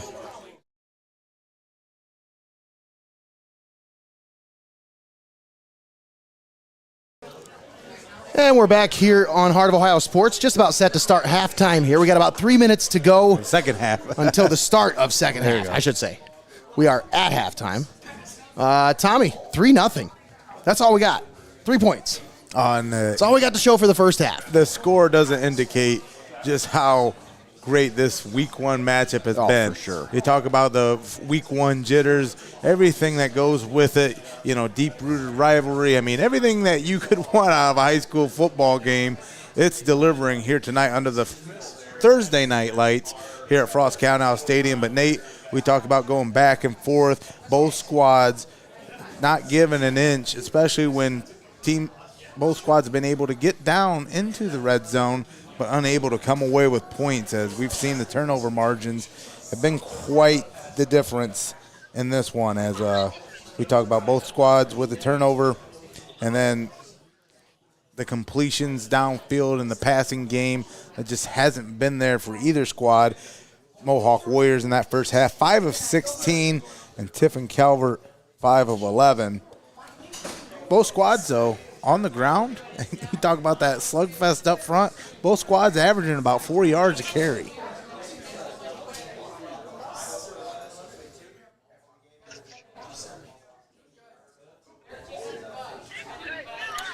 All right, we got our sideline guy, Eric Hall, back. Eric, do you have Verizon for service? I'm just going to ask. Because, man. I have Spectrum now, but it's the same towers as Verizon. Yeah, I'm not sure what's going on, man. We just keep losing you, but I'll tell you what. I've got full bars, but I can't keep a phone call. I would say try to stay between the 30-yard lines, and that's when I've been able to pick you up the best. It's when you go outside that realm, when you go outside the 30s is when I'm really having trouble picking you up. So as long as you stay within eyesight, I think we'll be good, man. I think you sound great right now. So let's talk about first half. 3-0 is the score. We got getting ready to start this second half. If you were the Tiffin Calvert coaching staff, what kind of adjustments are you making at halftime to get your offense going? You talking to me? Yeah. I'll tell you, you asked me earlier what the sidelines look like down here, and I said there was not a lot of energy. I'd be getting some energy going on these boys because they're not showing a lot of emotion, and it's showing out on the field. So I'm trying to get my team hyped up, get my team captains, getting the rest of the team up. There you go. That's really what it's about, is getting your leaders involved and telling them, hey, you guys are carrying the tone. You guys are carrying the message right now. We need it. We need it to come from you. It's got to come from within. It can't come from the coaches. It's got to come from you. That's a great point, Eric. You got to get the energy. You got to bring that energy level up. And thus far, the Mohawk Warriors are going to come out with that energy as they went into the half with a 3-0 lead over the Tiffin Calvert Senecas after Braden Chester hit a 26-yard field goal at the half for the only points of that first half, which is where we find ourselves. 3-0 Warriors in the lead of the Calvert Senecas, and man, it has just been a slugfest. Neither team able to string much together offensively. Mohawk will kick off to start the second half, and we're underway here at Frost County Stadium. That kickoff goes out of bounds right about the 35-yard line. So the Senecas will start out at their own 40, I believe. And this is definitely a good sign with Coach Steve Reeser and this Calvert squad. We go again 1 year ago, what a difference it makes as the scoreboard is not as lit up as it was in this first encounter last year between these two squads after a 10-year hiatus, as the Warriors able to drub the Senecas 33-7 in that. And this time, we only got 3 points in the entire game.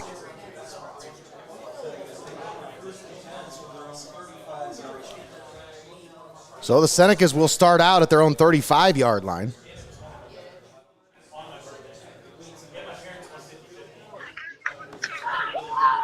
First and 10 coming up here. Yeah, only the second time these two squads have played since 2013. Out of the ashes of that MAL. False start here to start this one out. And we'll back him up 5 yards. Didn't really get a chance to talk about it a whole lot, but Calvert's starting a couple of freshmen here. And they just happen to be twin brothers, Tommy. Connor and Cam Moyer getting the start here today. Of course, Connor, 6'2", 268 freshman. Cameron, 6'3", 303 freshman. And they needed size. They needed those boys to get up here. And they are paying the bills. A lot of twin duos around the area. Makes you wonder what they're putting in the water. There's run back on the first down carry. Buries his head forward and lowers the shoulder as he finishes that punishing run at the 40-yard line. Wow. 9-yard pickup there as they'll give him the 39-yard line. So on 1st and 15, Senecas get back 9 of those penalty yards, 5 of the penalty yards and 4 yards. So 2nd and 6, a lot more manageable. And that's the difference here in week 1.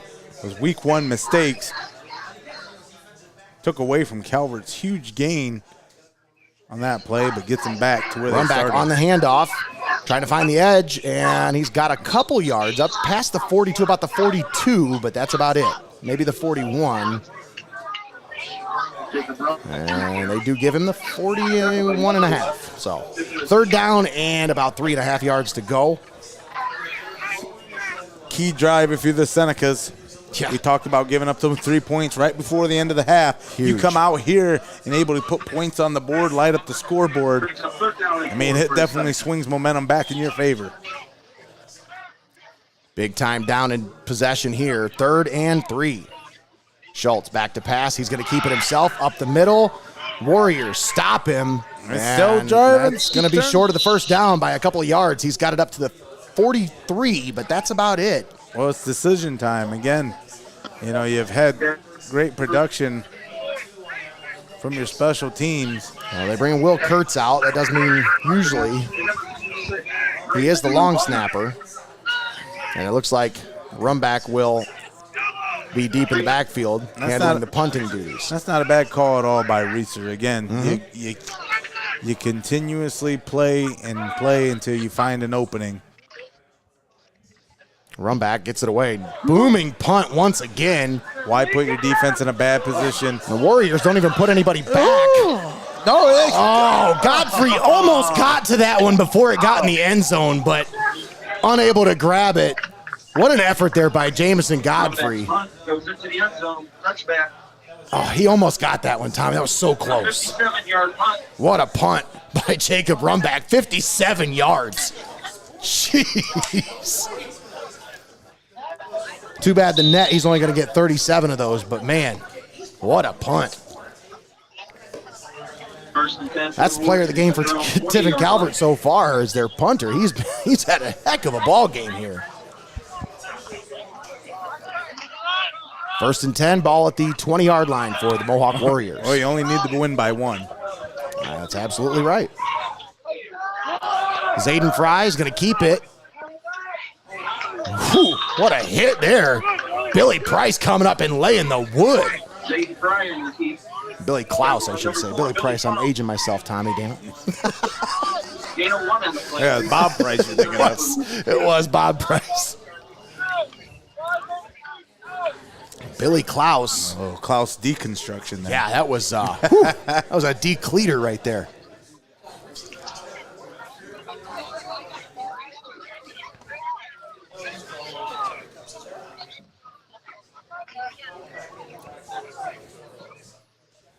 Bryce Hannum back to pass, looking, going deep. Look at that spiral. He's got Fry down the field, and Godfrey there in the coverage nearly had the interception. I'll tell you, he went for the breakup, but I think if he'd have played the ball there, he probably would have had the pick. Huge 3rd and 9. 3rd down and 9 coming up here for the Warriors.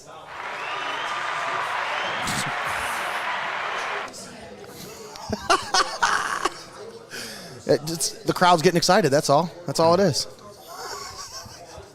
3rd and 9. Yeah. Had a flip on the DJ 3000 there, pal. See if the Warriors will have something to clap for. Hannum going to keep it himself up the middle, and he is hit and dropped after a short gain. Let me tell you something. You know, I don't know if it is enviable or unenviable, but when, you know, you play at the college level, a lot of times, you know, when you're making those reads, you're calling the play at the line. Mohawk, it doesn't really look like they're too much different. They see what's in front of them, call out the play, call out the audible, and that's a lot for a quarterback to process, let alone getting the ball back to them. So, I mean, exactly. Get these mishandles. These have really stifled a lot of Mohawk's drives. As this one's going to take a nice skip and a jump. Nice punt there by Braden Chester as he gets this one all the way down inside Calvert territory. Where are they going to mark this at? But in a nutshell, again, the last thing 33. Wow, the last thing a punt. quarterback should have to worry about is getting the ball back to him. Exactly. That's absolutely right. So they'll mark it at the 33-yard line after a great punt there by Braden Chester. And now the Seneca's offense will come back out on the field as they are still looking for answers here to this Mohawk Warrior defense. That's what's so crazy, Nate, is there's no glaring holes between either of these squads. You can't tell if this one squad is just that good or if the other squad, you know, is struggling. I mean, it's just been straight up for the last 48 minutes. On the carry on the outside, Schultz buries his shoulder, gets it up past the 40 to about the 41, and that's where he's driven out of bounds. You talk about establishing yourself and finding an identity of on the season. But in these type of games, I mean, it's about finding yourself. It's gut check time. It's about what do we got to do to put points on the board. We're here hosting week 1 in our own stadium. These Warriors embarrassed us last year. We've been looking for that retribution. Let's go down and find a way to punch 6 on the board. That's right. And that's got to be the only thing on Calvert's mind right now. Harry Schultz showing off his athleticism on that last play, picking up 8 yards on the run. That was a part of their offense that was missing last year. On a big blitz. Big throw downfield. Receiver trying to come back for the ball. Where's the penalty? There it is. As Bryce Hannum was all over the intended receiver there.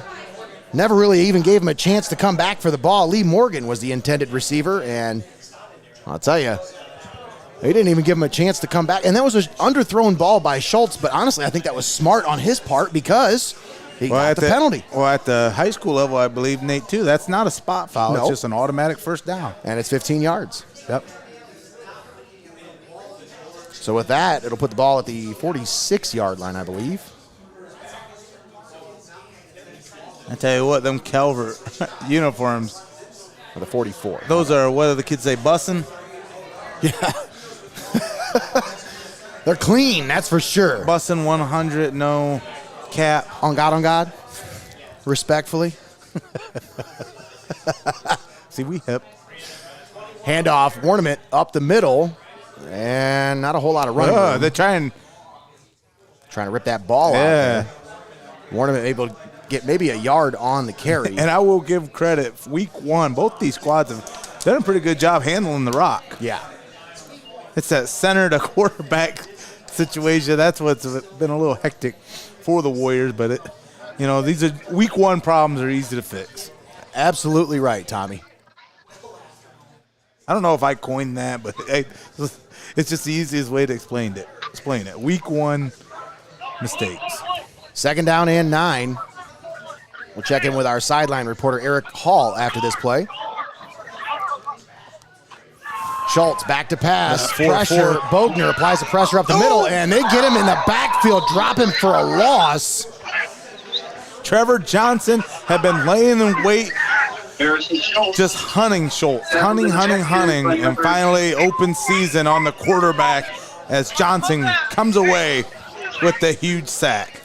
Eric, I want to check in with you real quick. How's the energy level? Is it getting any better down there? Are they still pretty quiet? No, I tell you, after that pass interference penalty, we were starting to jump around a little bit on the sidelines. We're starting to get a little bit of energy. Took a little bit, but all right, just need some more They need a little bit more energy out of that Calvert sideline. Schultz looking to fire it deep. He's got a man downfield, and it is incomplete. Both defenders jockeying for position there, or both the receiver and the defender jockeying for position, trying to find that ball in the air. By the time both of them located it, it was it had already been hand fighting all the way downfield. So a 4th down and long coming up here. Fourth and 13. And now you see the long snapper coming out here, Will Kurtz. So a lot of game left. 6:59 remaining here in the third quarter of action after a very slim first half, resulting in only 3 points as the Warriors lead here from Frost County Stadium. That punt deep. Takes a high Calvert bounce inside the 10, inside the 5. That's impossible. Down to the 3-yard line. What a punt once again by Jacob Rumback. There is no that just hits and dies and then bounces backwards. That's not how it works. That's not how physics works. Incredibly done there by Rumback. That thing just, like I said, planted itself right into the turf, bounced up and back. Normally it rolls forward a little bit. You know, he's shown his leg the power, and now he shows you he's got that pinpoint accuracy with those punts as well. Yeah, the touch. I mean, he's got a great game going so far here. 3-0 Mohawk. I can't remember the last time in over 10 years of covering this game I've seen an opening week where both squads have started in their own red zone. Oh, nearly a safety there. The Calvert defense makes the stop right at the 1-yard line. Wow. Nearly come up with the stop in the backfield. I don't know if I want to be safety. I don't know if I want to be the guy that called a 3-2 game. But this one is just it's a dog fight down there. You got it. The running game has been established by both these squads. When they start opening up the passing game, these incompletes, that's what really stalls drives. Handoff up the middle. Was that the ball on the ground? Ball on the ground. Seneca say they have it. And we'll see. What's the call? Referees haven't singled Senecas anything. recover the fumble. So the Senecas will take over at the Mohawk 2-yard line. No, that's at the 1-yard line. Wow. Now, the Senecas, they've got to take advantage of this field position. They had the ball inside the 15-yard line at the beginning of this game and got nothing out of it. You got to get some points here. This is power football right here, folks. This is what you need to see. And that's the reason why, the special teams have been so pivotal. Neither squad given an handoff up the middle. Rumback plows in for the touchdown. And the Senecas take a 6-3 lead here in the third quarter. 5:54 left to play in the third. Jacob Rumback plunges in from 1 yard out to give the Senecas a 3-point lead, pending the extra point. Now let's see, did they kick extra points here this year, Tommy? I know last year they didn't kick too many extra points.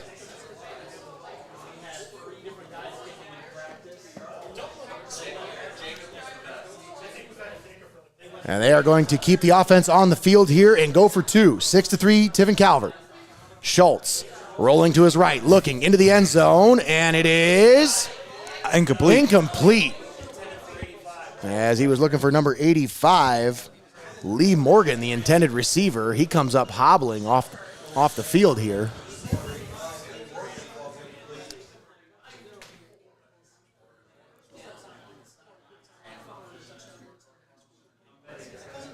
.554 left to play here in the third quarter. Tiffin Calvert takes a 6-3 lead after the Mohawk fumble at their own 1 yard line. Set up the Senecas with a 1st and goal at the 1.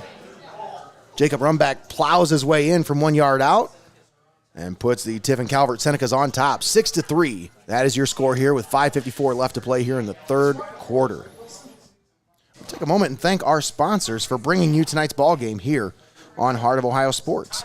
Thanks to Rogers Flowers, TPC Food Service, Your Legacy Federal Credit Union, MST Sauce Company, Phillips Electric, Scudette Mexican Restaurant in the Tiffin Mall, and First National Bank of Sycamore, as well as Steinmetz Signs and Graphic Inc., Benchwarmers Restaurant and Delivery, TJ Willie's Fine Foods, Fiesel's Frame and Collision, Embroidery and Crafts by Buja, Buckeye IT, Reno's Pizza and Pasta, Champs Barbershop, Linda Ritzler Accounting, and Sarah Risen, Century 21 Bolte in Tiffin.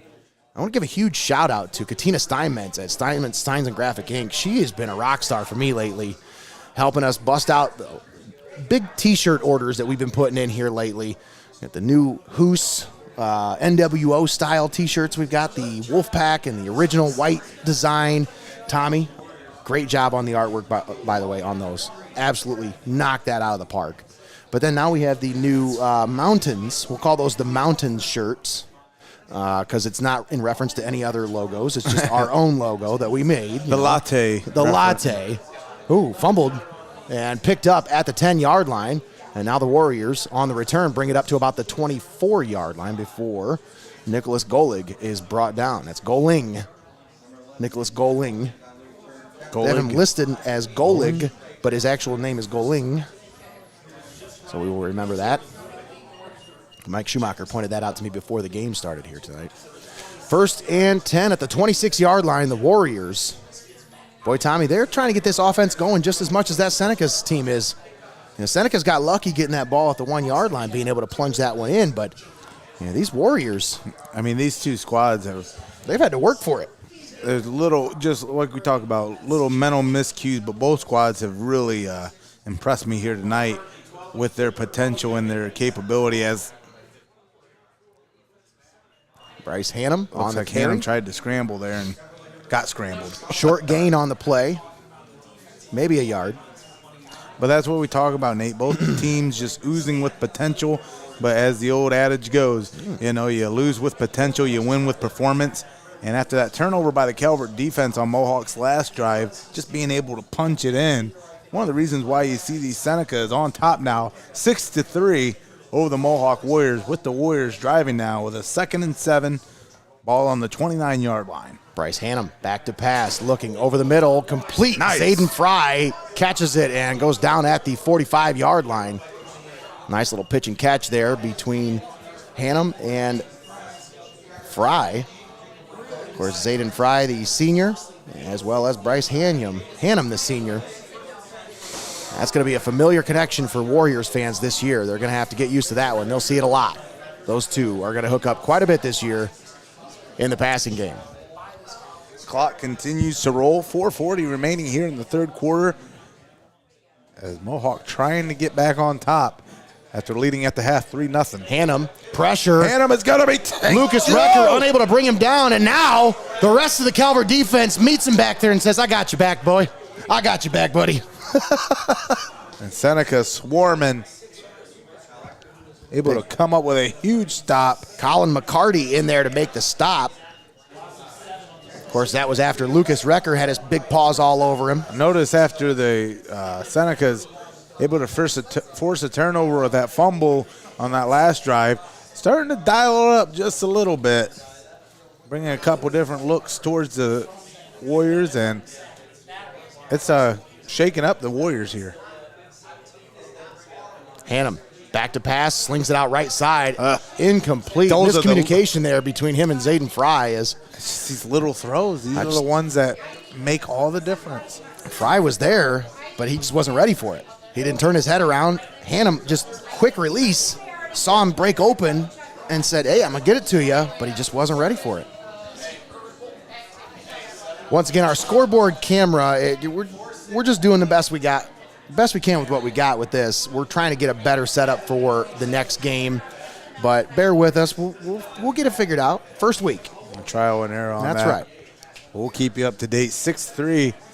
Calvert still leading on the huge 3rd and 17. And Zayden Fry on the reception gets it up to about the 44-yard line, but well short of the first down. That's definitely going to force a Warrior punt. 4th and 11 Actually, coming there's up. laundry on the field.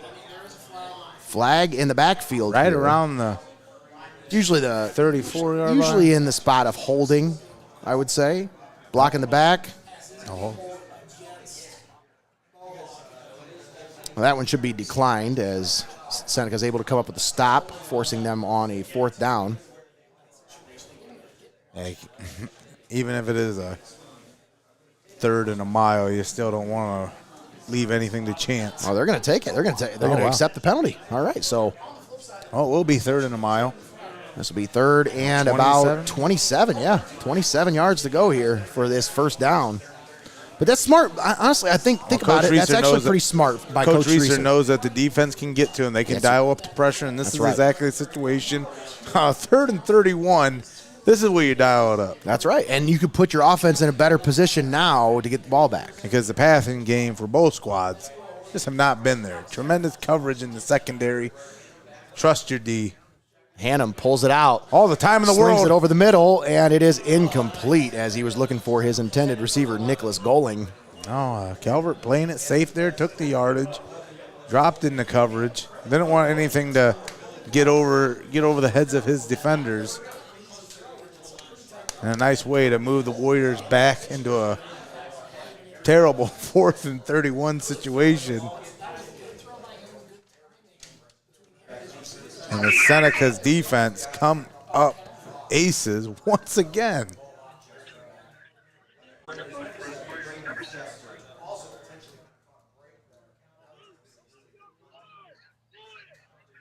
Snap is back, and the punter gets the punt away. Godfrey has it go through his hands. He's got a fall on it back at the 29-yard line. That one got lost up in the lights. He was just trying to make something happen. I know that kid. He just he wants to make a big play. He's like, I got the ball. I'm going to make a big play. And sometimes you just got to let that one go. But wisely, he jumps on top of it to limit the damage there. Senecas will take over at their own 29-yard line. About 3 minutes and 12 seconds left here in the 3rd quarter here on Heart of Ohio Sports in this Week 1 Thursday Night Football edition. Tiffin Calvert versus the Mohawk Warriors, live from Frost Gavinow Stadium. Nate Mullins, Tommy Hall on the call, bringing you every second of this slugfest. 6-3 affair with the Senecas in the lead. Pass out to Rambach. Lee Morgan on the catch to the 50, all the way down to the 45-yard line. Nice catch and run there by Lee Morgan, and he's coming up. Yeah, and Uncle Mo starting to rear its head here on the Calvert sideline. He was cramping earlier, and I think that's going to be the issue here is he's probably cramping up. He's going to get some water in him. Who, Uncle Mo? Oh, Lee Morgan down here on the sideline. Pronouns, pal.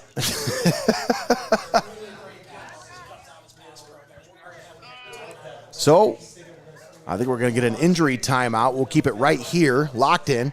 3:04 left to play here in the 3rd quarter. It is 6-3, Tiffin Calvert.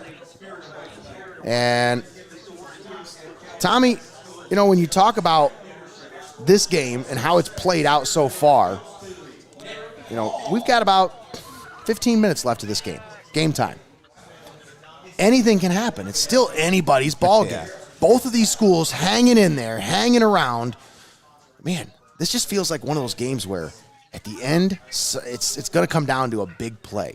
I can just feel it. There's going to be a big play that's going to be the turning point in this game. Yeah, and again, it's going to be flowers for whoever wins this one. But no love lost between these two squads as, you know, they might be able to go over to Rogers Flowers, whoever wins this one, as the flower shop season is in full swing. Stop in and see Brian today and check out their new line of candles from the Swan Creek Candle Company. At Rogers Flowers, you are sure to find what you need for that special someone in your life. They truly are your one-step destination for all your special occasion needs. 1st and 10, ball at the 46-yard line. Schultz back to pass. Actually, he's going to hand off left side. Jacob Rumback.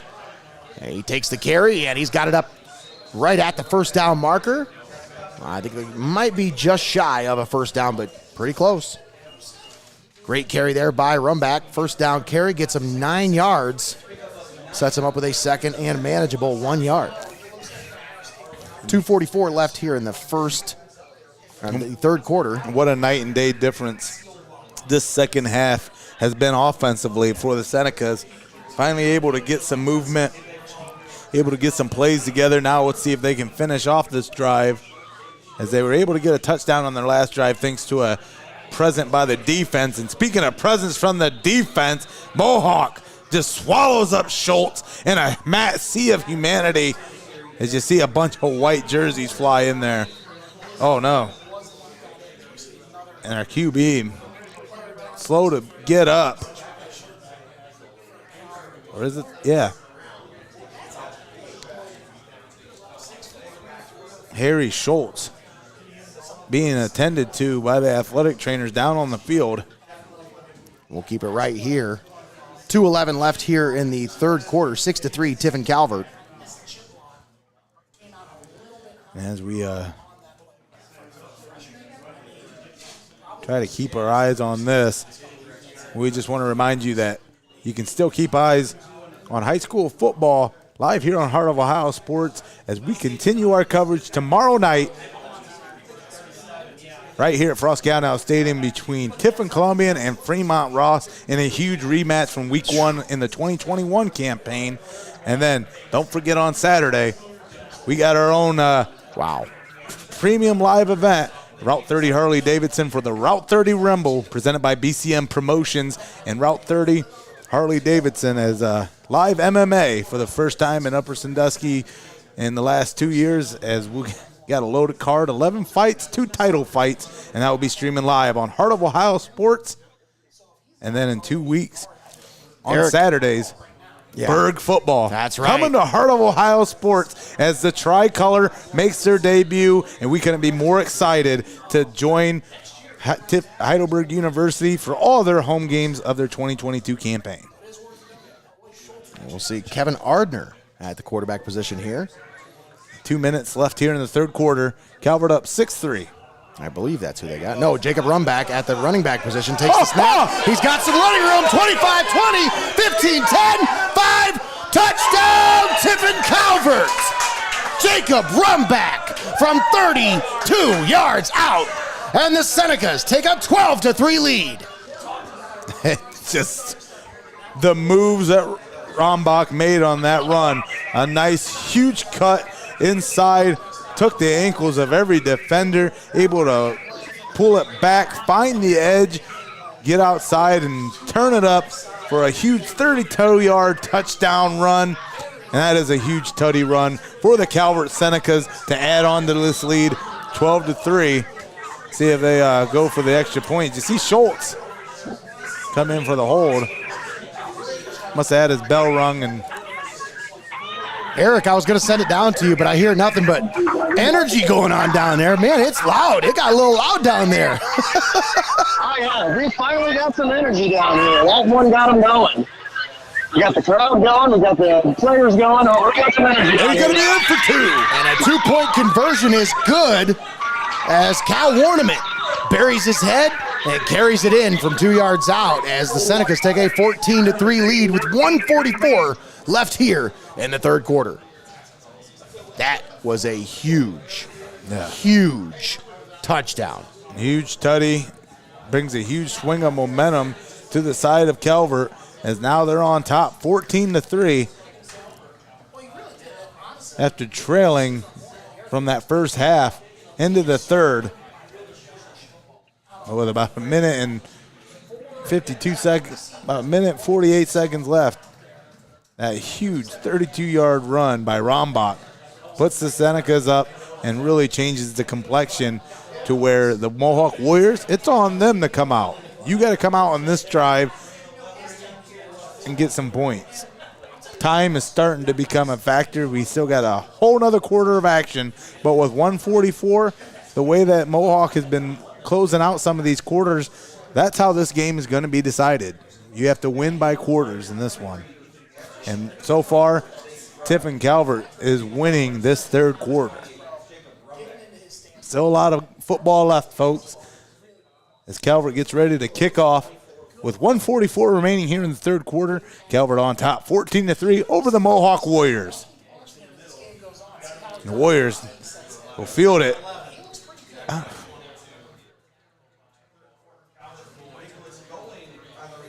Nicholas Goling brings it up to about the 33 about the 33-yard line.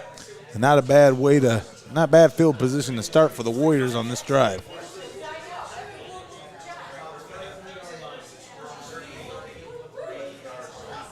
Of course, we got back at it last night, Tommy, back in the podcast saddle. Joey Krajewski and Aaron Steyer back on the over-under pod. It was a lot of fun. Ben Bogner back in at the quarterback position, slings it across the middle. That's complete. He's got it up to his receiver, past the 45 to the 46-yard line. Nicely done there by the sophomore quarterback as he rolls to his right, finds his receiver across the middle, and picks up a fresh set of downs for the Warriors offense. Yeah, tremendous slate of content being brought to you by Heart of Ohio Sports. As we talked about the Over-Under podcast airing on Wednesdays, you can get the fallout of Week 1 and more next week on Mondays following the Pulse podcast, along with mulling it over throughout the week, and then Coach's Corner coming up on Tuesday. So, again, Heart of Ohio Sports, your one-stop shop for everything local. Across the middle, and a complete pass for about 3 yards up to the 48-yard line. Good to Hayden Chester. No, Braden Chester, I should say.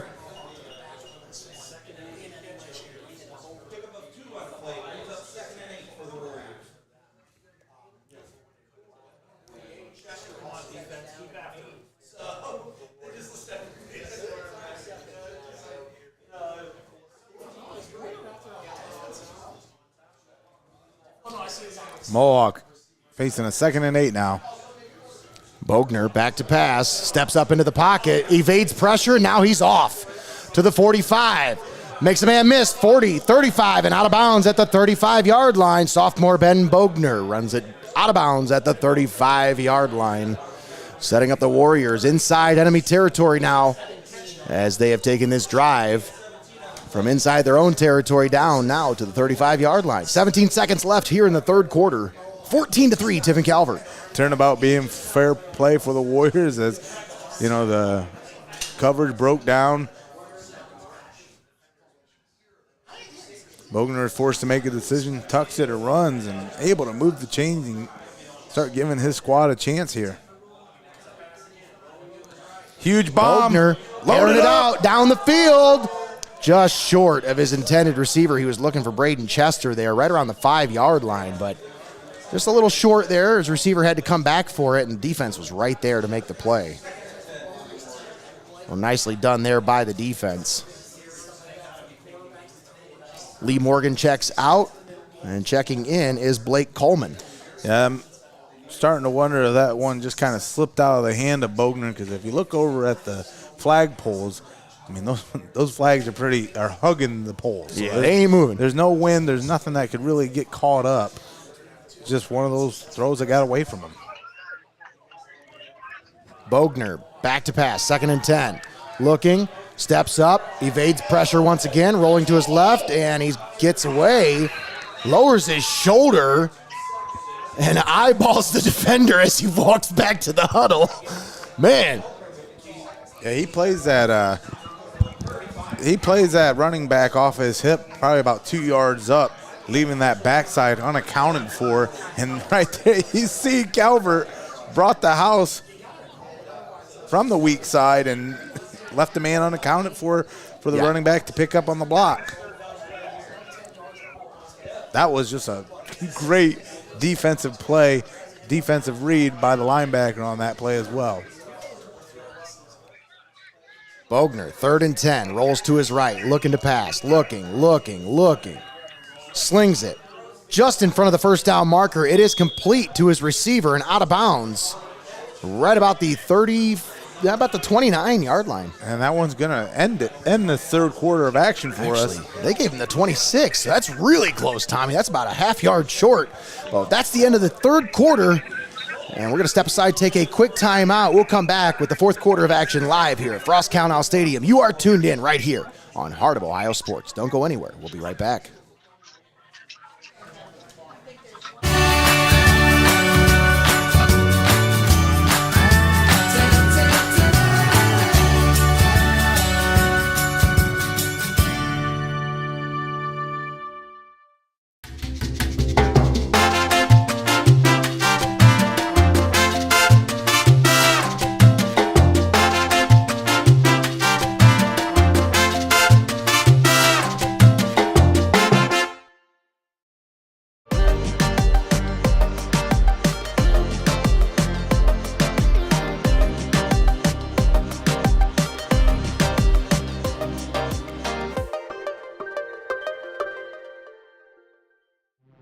Small business owners need somebody that can open the door to financing. And at First National Bank of Sycamore, we love opening the door for financing opportunities. Your Legacy Federal Credit Union. Your premier financial institution in Seneca County since 1952. Your community, your legacy. Federally insured NCUA.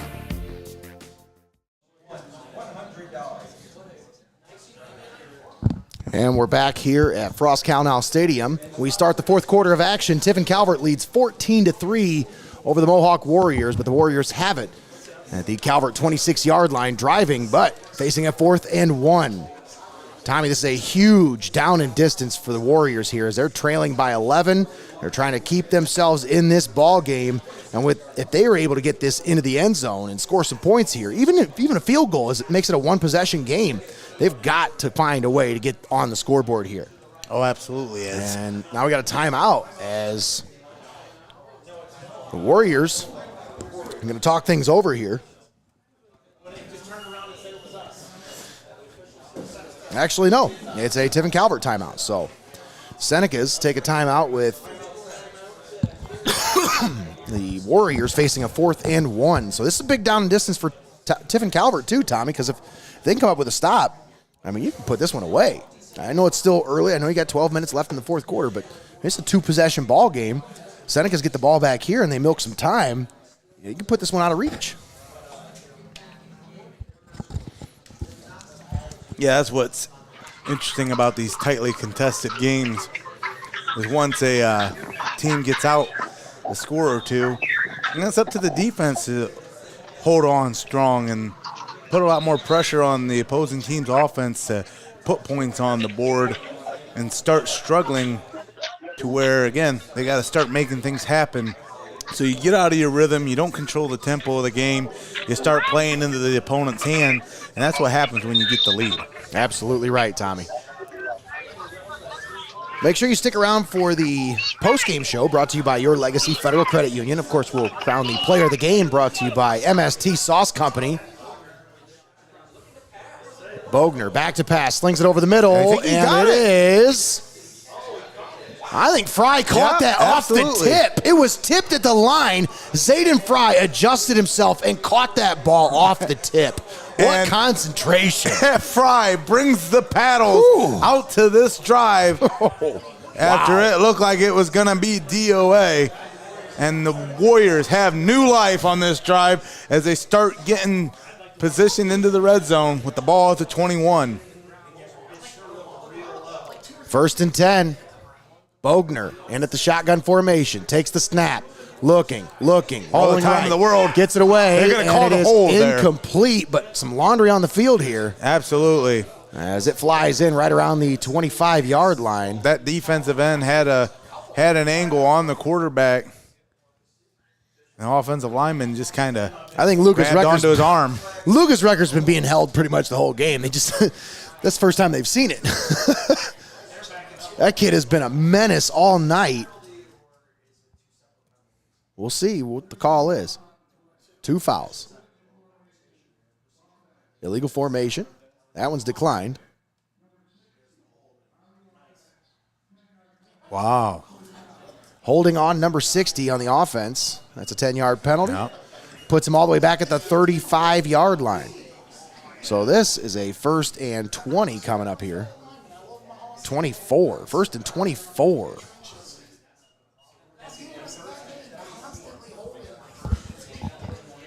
In order to pick up the first down, they've got to get it inside the 12-yard line. So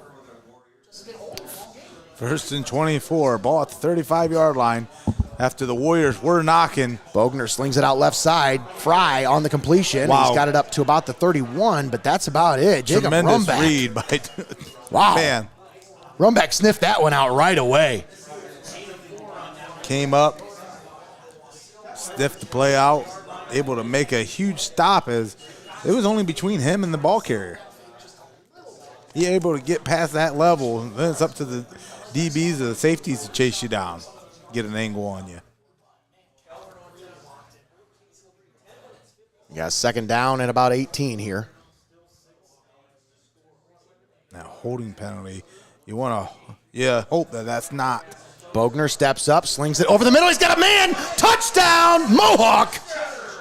Braden Chester hauls it in, wide open at the 5-yard line. Yep. Bogner saw him and put it right on him for the touchdown pass. Chester in the cover, on an island of his own, found it for pay dirt, as that was a tremendous connection, especially after facing that huge 1st and 24 after the holding penalty at the 21-yard line as Mohawk was starting to drive. And the way this Calvert defense have had their ears pinned out back, I tell you what, I thought that penalty was going to be the proverbial straw for the Warriors, because the Senecas have not given up anything. I was watching that play, and I watched the coverage break down. How was he that wide open? Were you able to catch that at all? Just lost him back there. I saw after the play, the two safeties looked at each other like, I thought you had him. Yeah. They just lost him. They lost the coverage. That's what it was. Just a miscommunication in the coverage there. And that led to the touchdown. Unsuccessful on the 2-point try, so it stays a 5-point ball game. 14-9 is your score as Tiffin Calvert now leads by 5. 10:38 left to play here in the ball game. And if you're the Warriors, you got to get 6 to walk away, or at least 2 field goals. But 10:38 left in the ball game, Nate. That's right. Calvert able to come away after 14 unanswered points. You thought Calvert started to roll that momentum, started carrying the tempo of this game, but on that last drive by the Warriors, a huge reception followed by a penalty that we thought was going to stall the drive, and another huge touchdown reception by Braden Chester has brought new life into these Mohawk Warriors, as Calvert still on top 14-9 here in the fourth quarter. And this has been an exciting ball game, Nate. Absolutely. And this is just game one. Just a taste. Just getting a taste of it right Two now. restaurant quality matchups here on Heart of Ohio Sports, and the entree tomorrow is going to be served right here at Frost County Stadium, as well as Fremont Ross makes the travel to take on Tiffin Columbian in a revenge match from 1 year ago. The Fremont Little Giants able to come away with a last-second victory over the Tornadoes, and that's been eating away at Coach Judd Lutz and his squad So over the last year. If tomorrow's the entree, does that make Saturday the dessert? I like that. Warnament on the return brings it up past the 40. He'll get it up to about the 42-yard line. Cal Warnament. I don't know how tasty knuckle sandwiches are for dessert, but they're going to be serving them up. They're at the Route 30 Rumble as BCM Promotion puts on Fight Night 10, the Route 30 Rumble, presented live by BCM Promotions and Route 30 Harley-Davidson. And, man, we're going to be more than excited to bring you live MMA action here on Heart of Ohio Sports. Tune in. First fight's about 7 o'clock. 11-fight card with 2 main event championship matches. But right now, the slugfest on the field. Calvert with the handoff. Wow. Look at him make the corner Takes there. off. Oh, what a shoestring tackle. Where was that? To save the touchdown by Bryce Hannum. What a jetpack on this kid. Wow. Boy, Tommy, I see shades of Austin Jones when he gets out in the open. Like that tall, long frame, those long strides. Boy, if he gets the outside, he's so tough to catch. I can't remember the last time I seen a back take the edge like that. Whew.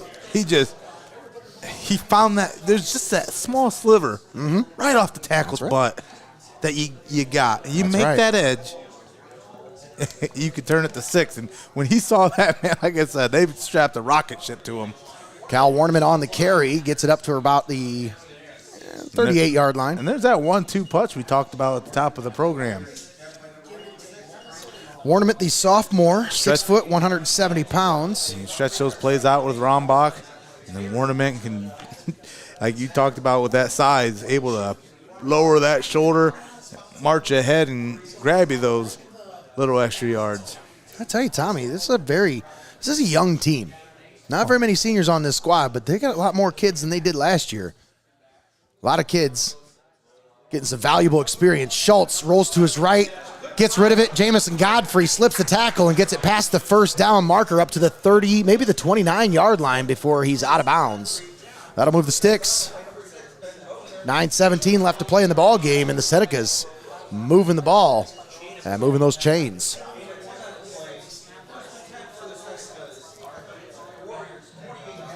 Harry Schultz back into the game now. Of course, he only sat out one play. You know him. Junkyard Dog 2.0. He ain't coming out. We got to come up with a name for him because Junkyard Dog, that was a great one. I mean, JYD. He still goes by that. You know that? People still call him Junkyard Dog. Reverse action. Godfrey trying to pick up a couple blocks here, but. Oh, come on. And now we got to get a face mask. As they brought him down by the face mask, Braden Chester. Defender just kind of ran into. Reached out, grabbed him, and pulled him down. I was going to say, defender just kind of ran into Godfrey, didn't know what to do, and just grabbed him and threw him down.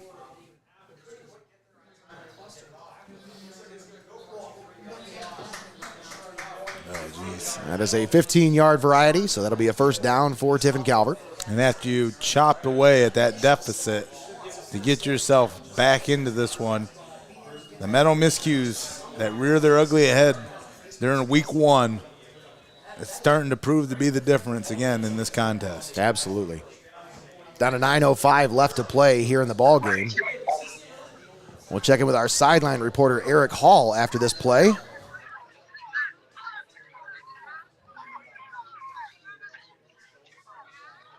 Schultz, handoff, left side.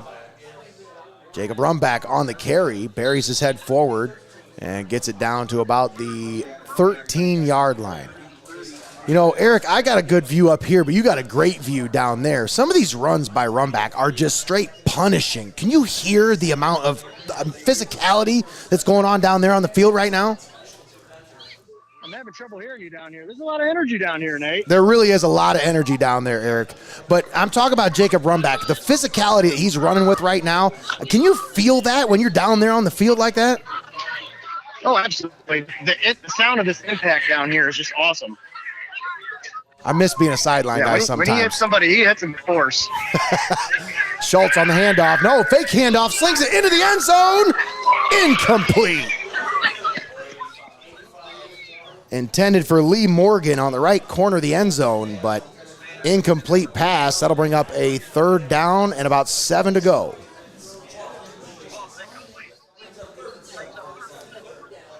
Ball at the 18-yard line. We're down to 8 minutes to play here in the ball game. Seneca's driving right to left.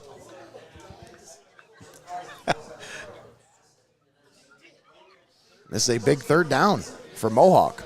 They got to come up with a stop here, Tommy. If you're this Warriors defense, this is big. This is huge. This is what high school football is all about. Left side, run back, buries his head forward. Whoa, man! I'll tell you. Wish I'd have had a sideline mic for that one. Good Lord, Eric. I got to check in with you on that one because he lowered the hammer on that one. Oh, man. It is fun down here, Nate. This is high school football at its finest. That's absolutely right.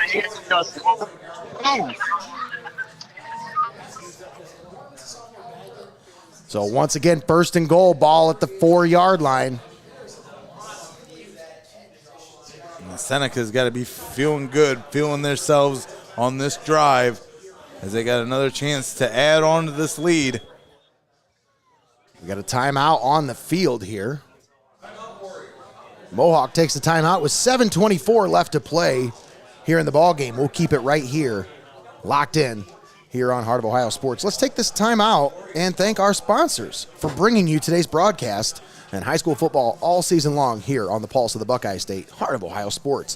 Thanks to Rogers Flowers, TPC Food Service, Your Legacy Federal Credit Union, MST Sauce Company, Phillips Electric, Excavate Mexican Restaurant, First National Bank of Sycamore, Steinmetz Signs and Graphic Inc., Benchwarmers Restaurant and Delivery, TJ Willie's Fine Foods, Fiesel's Frame and Collision, Embroidery and Crafts by Buja, Buckeye IT, Reno's Pizza and Pasta, Champs Barbershop, Linda Ritzler Accounting, and Sarah Risen, Century 21 Bolte in Tiffin. All proud sponsors right here on Heart of Ohio Sports. A huge shout out once again to Embroidery and Crafts by Buja, as if you've got a chance to see us on the call tonight, we're wearing these beautiful new polos here with the embroidery. Connor hooked us up with a Connor Rausch, our camera guy. He's here on the crew with us tonight. He hooked us up with a contact of his, a friend of his that did some embroidery services out of Michigan, and I'll tell you, I am very pleased with the end result. And we couldn't be happier. Thank Colleen for all of her services, and really thank her for making us look good. Handoff, Warnament, right side, bounces it in for the end zone. Touchdown, Tiffin Calvert. Cal Warnament carries it in from 4 yards out. Little bounce it to the outside.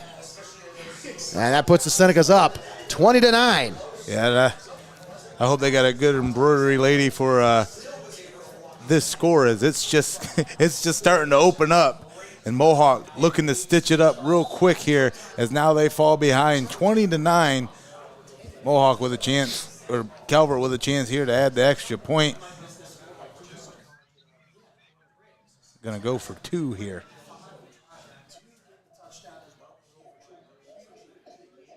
Schultz right there into again. the end zone. It's tipped.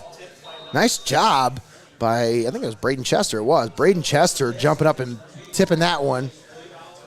He gets a hold of it and keeps that an 11-point ball game. And that's important, Tommy, because, with a touchdown and a 2-point conversion, it's a 1-possession ball game, So anything can happen here, folks. It's 20-9, 7:19 left to play here in the ball game, but the Senecas, they did what they had to do on that drive, Tommy. They had to put this one, they wanted to try to put this one to bed.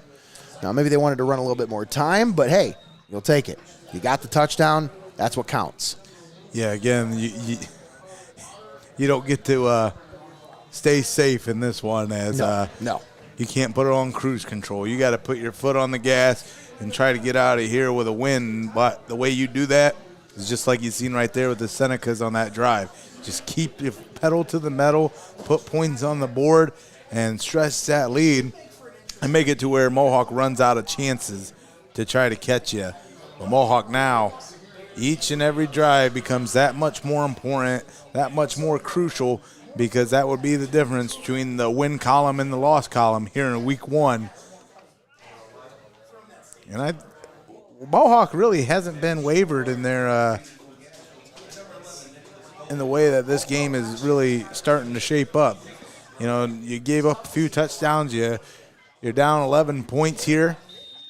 But the Warriors, they don't act like it. No, they're just getting their nose after it. And that goes off of a Warrior, and Ben Bogner wisely there to recover the ball. But, man, that was a heads-up kick there. I want to know who the kicker was on that one, because he kicked it right. Mohawk Warrior went off of his leg and straight up in the air. You want to talk about a chance to end in disaster. I don't think I've ever seen that happen before, but that was crisis averted by Ben Bogner right there, being able to jump on that one. Well, I mean, just like our friends at Boat 21 Real Estate, the Mohawk Warriors coming out here with a lot of real estate now with the ball at the 39-yard line. I'll tell you, if you're going out into the market, in this market, you don't want to go out unprepared. You got to get a hold of your friend at Sarah Risen, Century 21 Bolte in Tiffin. It's a dangerous market. Oh! Bogner slings it down the field. And a dangerous pass. Trying to Going make something happen there, Nate. Zayden Fry, he was looking to hook up with him down the left sideline, but you can't. Nice coverage there. And you can't worry about what you can't control at this point. You know that there's 7 minutes left in the fourth quarter. You know you got to get some scores, but you still got plenty of time to just run your offense. Absolutely. You can't, you can't shy away from what brought you to the dance. Your defense has done a tremendous job. Your offense just got to get off the bus. They got to show up now. Absolutely. You've been able to get some drives. Now you just got to finish them.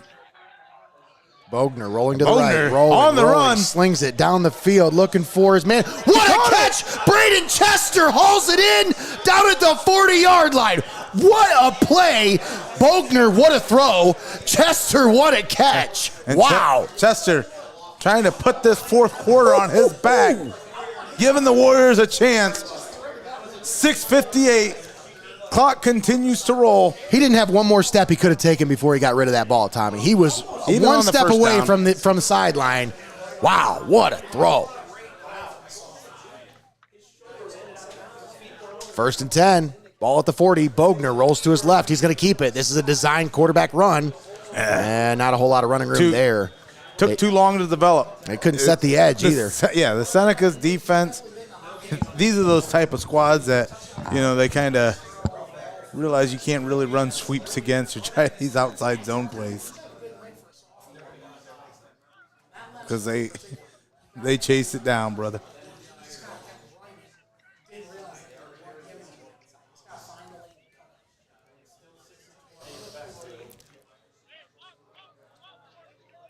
After looking down at the camera, I just decided, you know what? It's probably better we just don't even use that. I'll just tell you what it is. 6:01 left to play. 20-9, Tiffin Calvert. Reverse. Halfback option.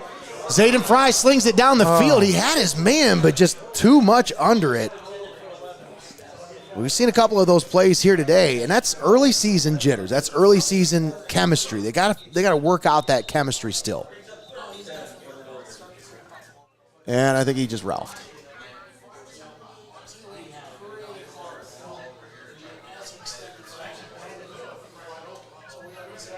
And we're going to get a timeout on the field as the Warriors have an injured player to attend to. We'll keep it right here. 5:53 left to play here in the ballgame. 20-9, Tiffin Calvert leading Mohawk. 3rd down and 10 coming up for the Warriors. They have it at the Seneca's 40-yard line. Tommy, tomorrow night, back at it right here at Frost County Stadium. Tiffin Columbian and Fremont Ross. Is this Tommy, I got to ask you, is this the game of the year? Well, outside of the one that we're witnessing right now, I mean, it's going to be a lot to live up to, and I don't think it's going to be any problem when we see these two squads on the field. No love lost between the Fremont Ross Little Giants. All the fixings that you can imagine as both teams using each other as a litmus test to see where they stand in their postseason hopes and dreams. But Tiffin Columbian, they've had this one circled on the calendar for a long time. This really does set the tone for the season. I mean, absolutely. If you're Tiffin Columbian, you almost have to walk away with the win tomorrow night. Yep. I mean, there's no. It doesn't make or break their season either way, but I feel like it sets the tone for their season. Either way. Whatever way that game goes, that's going to set the tone for the rest of the year. Absolutely, because, that mindset, when you can beat a team like the Fremont Rosses with Division I prospects, your teams like your Bellevues, your Clydes, the other ones, they kind of start becoming more of a reality that, hey, we're the top dogs in this SBC Lake. 3rd and 10, Bogner back to pass, slings it, and it's well overthrown. I think his receiver just got caught tied up. He stopped on his route. You saw him. He started to come in. I think that was a go route, but he broke off his route coming back in. Well, that's going to bring up 4th down, though, for the Warriors. 4th and 10 coming up here for Mohawk. 5:47 left to play in the ball game. Oh. They're going to bring in.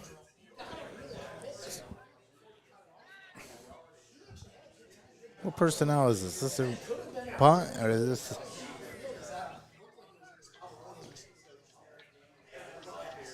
Different formation here. Shotgun set. Back to pass. Bogner looking, rolling to the right. Gets rid of it down the field, and it's picked off. Intercepted by Lee Morgan.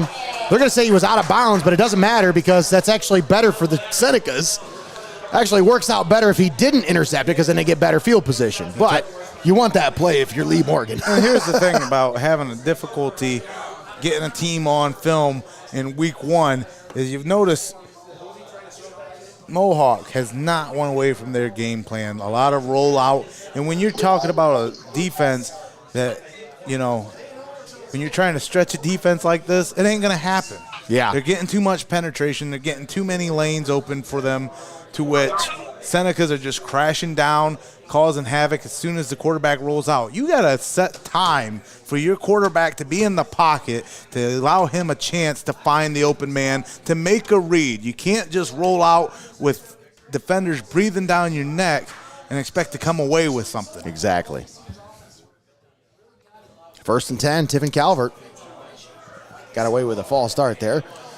Warniment on the carry, gets it up the middle to about the 46-yard line.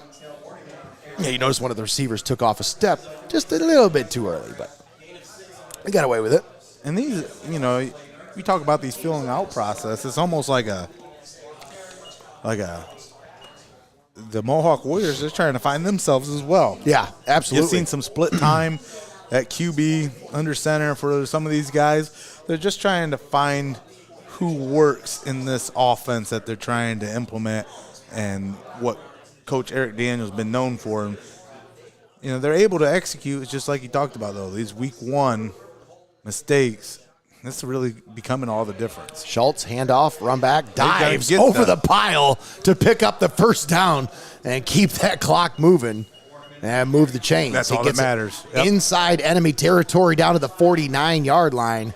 That's why I love the run, brother. That's right. Well, I mean, who was it? Woody Hayes said there's 3 bad things. There's 3 things that can happen on a pass, and 2 of them are bad. You know, with a run play, it's either you're gonna run the ball forward for positive yards, you're gonna run the ball backwards, or you can fumble. But you're gonna keep possession of the ball, and you're gonna keep the clock moving keep that with clock the lead. Moving. Handoff, run back off the left side, trying to find the edge. He got it.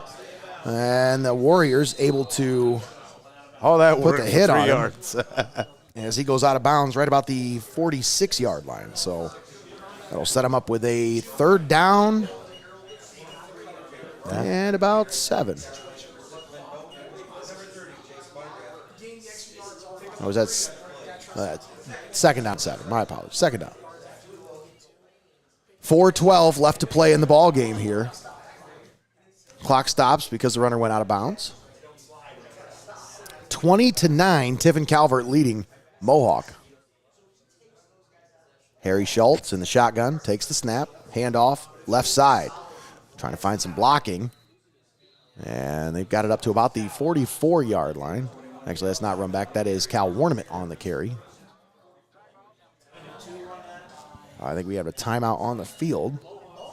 Mohawk calls a timeout. 4:01 left to play in the ball game. That's a wise timeout by Eric Daniel here. 3rd and 6 coming up, 3rd and 5.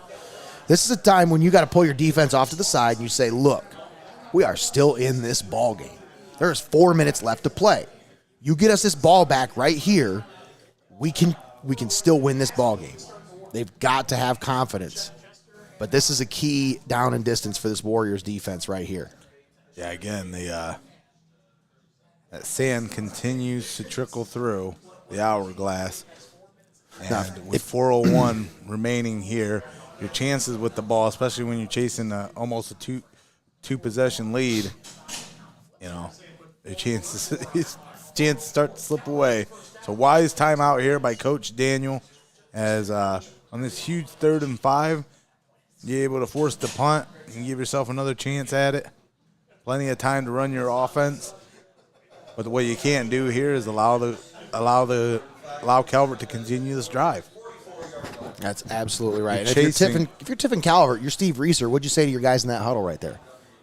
If I'm that coach, I'm saying we can put this game away right here. Oh, yeah, absolutely. 3rd and 5. Schultz in the shotgun, drops back. He's going to pass. He slings it out right side, left side. It's complete. He's still committed to that in triple coverage. Billy Klaus. He's still committed to that in triple coverage. Off the break. No way. What a play. Schultz. The moxie on this kid as he's staring down 3 defenders. Triple coverage. Klaus breaks away. That 1 millisecond, that small window. It's chemistry. That's trust. That's built over an offseason right there, Tommy. And it shows right here in week 1. That huge sigh let out by the Warriors when you give up that play. I mean, that's That's really Jacob, actually, that's Cal Warnament on the carry, up to about the 36-yard line, maybe. And we talk about a Calvert squad that's a year older, a little more size to it, some experience to it. I mean, it's night and day from that 4-6 campaign from a year ago. Absolutely. This is a good team that Coach Reeser has put out here on week 1. 100%. 100%. I'm liking what this squad can live up to. Harry Schultz in the shotgun takes the snap, 2nd and 9. Just hands it Delayed off now. handoff, run back up the middle, and he's got, give him about 3 yards up to the 33-yard line. That'll set him up with a 3rd down and about 6. Another timeout on the field. Mohawk taking a timeout. We'll keep it right here. Let's check in with our sideline reporter, Eric Hall. Eric, I see you down there with Greggy. How's it feel? It's your first game on the sideline as a sideline reporter. I got to get your feel for it, man. How's it feel down there? This is fun, man. It's Friday night football. I mean, you can't ask for much more. Being down here on the sidelines, getting to take in all the sights and sounds. It's fun, man. I like it. Well, we'll get you some more experience, and you get a feel for it after a while. You're doing a great job, man. We appreciate you being down there for us, giving us that insight, that in-depth perspective you're only going to find right here on Heart of Ohio Sports. We'll get you a calendar, too. It's Thursday. But you couldn't mistake this for the Friday night football atmosphere, as, you know, this has just been a tremendous turnout here in week 1. Thursday night football live here on Heart of Ohio Sports. And tomorrow night, back at it, Frost County Stadium, Fremont Ross versus Tiffin Columbian. As the hits just keep rolling. And Nate, I'm glad to be back in the saddle with you here in this Heart of Ohio Sports venture. Absolutely. A brand that we've resurrected from back in 2014, 2013. From the ashes of 2014. Talk about rekindling old flames. Harry Schultz drops back to pass. Looking, unloads down the left sideline. Oh, Billy Klaus goes up and gets it and brings it down at the 2-yard line. What a play by Klaus. And it's just... We got a flag on the field back at the 13-yard line. My money's on pass interference on the defense, though, because they were jockeying for position all the way downfield. We'll see what the call is. Zayden Fry seems to think that was his ball. And what confidence by Coach Reeser. Oh, yeah. 36. Oh, yeah. That's Stones right there. Yeah. Just, come on, man. Got a holding against the defense. I knew it was a pass interference or holding something. They had it. They were locked up. Let's just say that. But Billy Klaus, what a ball play. I mean, that is that's a man's catch right there. Yeah. What a coming out party for Billy Klaus here, the junior. Another one of those tall receivers in Tiffin Calvert history, Billy Klaus, standing in there at 6'3". They just seem to churn them out every year. 3:20 remaining here as Calvert handoff, knocking and right up the middle and into the end zone. Billy Klaus takes the handoff and carries it in off the jet sweep for the touchdown. 26-9, Tiffin Calvert all over the Warriors with 3:15 left to play here in the ball game. You almost think in that 3rd and 6 situation as Calvert starting to drive, that 33-7 still kind of resonates or sits there in the crawl of Calvert. Yes. So again, if and you know look that at the coaching scoreboard, staff right now, they are loving it. Yeah. And they want more. Calvert's wanting to put this one away, but also make a statement in week 1 that, hey, if you fell off, I got news for you. We're back. Extra point attempt is blocked. So it stays 26-9, your score. 3:15 left to play here in the ball game. I'm going to give a huge shout out to our scoreboard sponsor, First National Bank of Sycamore, as Jerry Weininger and the staff over there. I'll tell you what, folks. You want somebody that's going to take care of you, You want somebody that's going to actually care about you and want to help you and want to make sure that all of your needs are met. Get a hold of the fine folks at First National Bank of Sycamore. They were able to help us out before the season started with a little financing to get us going, get some of the equipment we needed to make this a better quality broadcast for you. And we couldn't be happier with our partnership with not only First National Bank of Sycamore. Obviously, we have other bank partnerships as well. Your Legacy Federal Credit Union, a fine partner with us as well. But just a huge shout out to Jerry Weininger and the staff over there at First National. I was very pleased with the whole process. It was painless. It was easy. It was definitely the most painless process I've ever went through when it comes to a loan. So I highly recommend, if you have some kind of a personal project you have coming up, you have maybe a remodeling project you're thinking about and you just don't know if it's time to pull the trigger on it, I'm telling you, go talk to the guys at First National. They will take care of you. That's what they're there for. They want to help you. Somebody finally gave you money that you didn't have to ask for. No, I just had to sign my life away for it. Ball taken at the 20, return to about the 28-yard line, and that's where the Warriors will take over. And this one, again, they got away pretty quick here. Yeah, that fourth quarter starting to drag on as Calvert able to take care of business, continuously run the clock, but most importantly, as they sustain these drives with these receptions and whatnot, they're able to get set, continue to draw this one out, which you think would have been the opposite. But Calvert, they wanted to make a statement. That huge reception there on that 3rd and 6 set them up at goal, and Calvert was able to capitalize there to bring this one 26-9 over the Warriors thus far. Batted at the line and incomplete. And where has this been coming from, especially at this division? They got some tall drink of waters on both sides of the ball. I'm telling you. To where you're seeing batted balls. An N10 and a SBC River game. I can't remember the time I seen a roster. Calvert has done a great job this year of getting kids to come out and play football. Their roster's much bigger than it was last year. But with the size of this roster, it would surprise anyone who looks over this roster to see how many kids 6 foot and above they have playing football this year. I mean, that's a big team. Oh, and the pressure. Down the field, Bogner looking down the field. He gets it away. It's complete, but he caught it out of bounds. As Braden Chester, able to haul it in, but couldn't get his feet in bounds. Chester really had some heroics here in the second half to give his team a chance. And Mohawk, again, we're not out of the woods yet. 3 minutes remaining, but you got to make something happen here on this drive. You're absolutely right. Especially after the defense allowed that conversion by Calvert on the last drive. You really thought that was it. And to top it off with the score, it just doesn't get any easier for the Warriors here. Bogner, back to pass, steps up, delivers the ball over the middle, and it's picked off. Lee Morgan with the interception.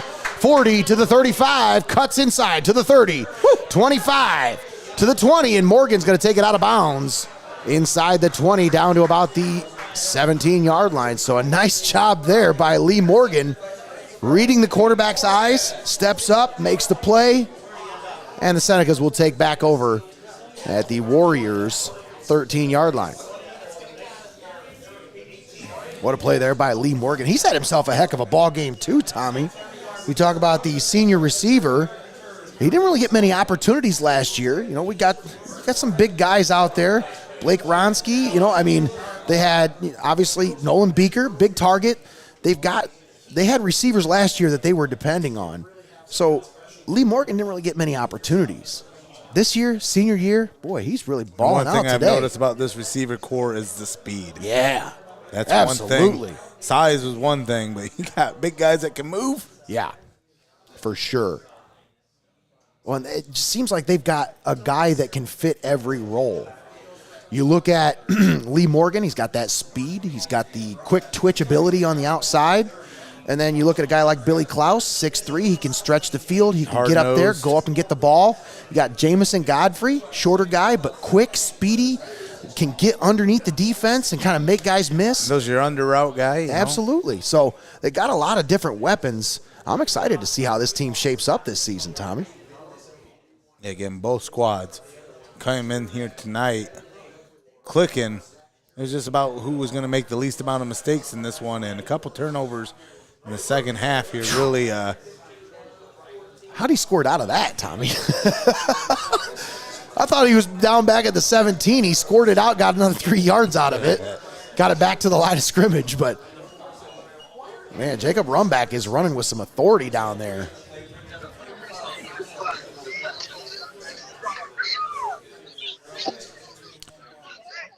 Minute 30 remaining here in the fourth quarter. The clock continues to roll as Calvert maybe looking to close this one out here on this drive.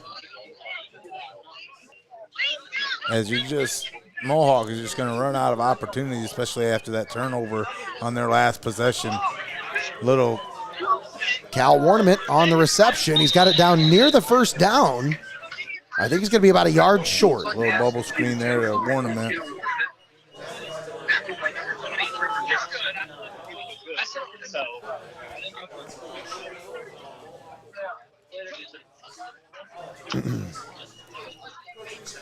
Once again, make sure you stick around tomorrow night as we got more high school football right here on Heart of Ohio Sports. Tiffin Columbian takes on Fremont Ross. And then on Saturday, it's the big rumble at Route 30 Harley-Davidson in Upper Sandusky. Brought to you by BCN Promotions. Timeout called by Tiffin Calvert. 28 seconds left to play here in the ball game. And Seneca's 26-9 over Mohawk, looking to milk the clock and end this one. 4th and 1 coming up here for the Senecas. They pick up the first down, and they can put this one to bed. Speaking of put this one to bed, boy, some of these kids better be getting to bed. Tommy, you hear about these high school start times now? 7:15. They got to start school at 7:15 now? And my boy has got to be at school tomorrow by 7:50. They start school at 7:15 tomorrow. That's all junior high and high school kids. Isn't that crazy? Yeah. So any of you kids listening to the broadcast, I got school tomorrow, what are you doing? Get to bed. Come on. You got school in the morning. Isaac, that means you too. Get to bed. No, I'm just playing. But I was kind of surprised when I heard about it, but it makes sense with the busing and, the different schedules with different people, I said They're just trying to alleviate some stresses for people. When I heard they had to go to school at 7:15, I said, there's an AM?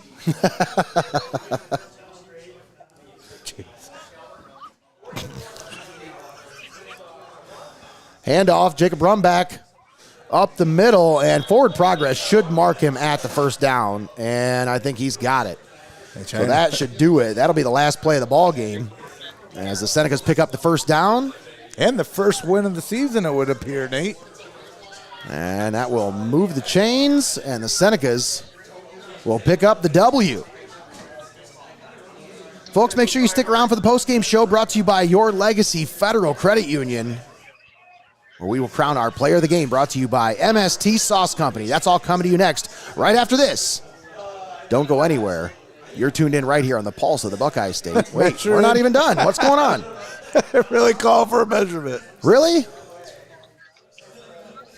And bring up a big 4th and 1, I guess. Boy, I don't know about that spot, though. That's the problem. So turnover on downs. We'll go back to Mohawk with 20 seconds left. You're not out of the woods yet. Boy, it looked like Tommy, he got it up to about the 7 before they pushed him backwards. But, hey. 20 seconds left. Warriors will bring the offense back out on the field and try to make something happen here. Get a few shots. Last time they were out there, Lee Morgan intercepted a pass from Ben Bogner. Well, now you're just trying to kind of go out there with your head held higher.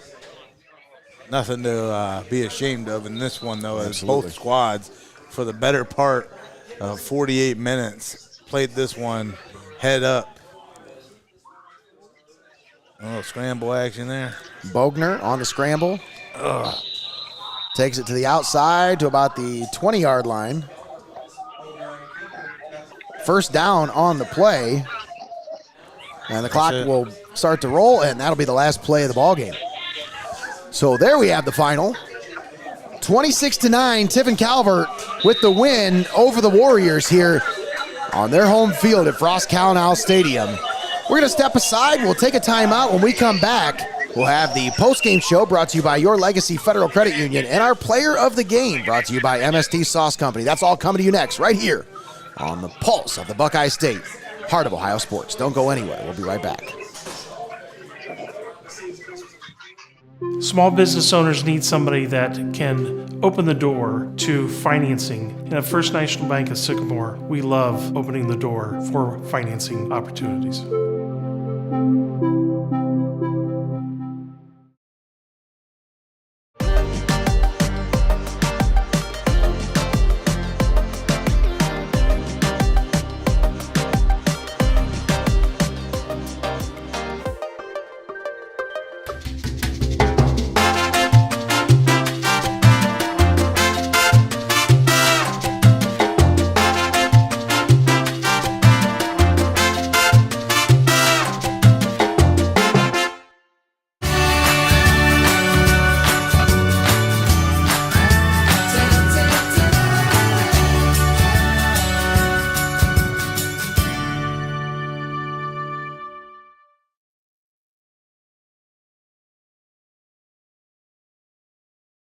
Your Legacy Federal Credit Union, your premier financial institution in Seneca County since 1952. Your community, your legacy.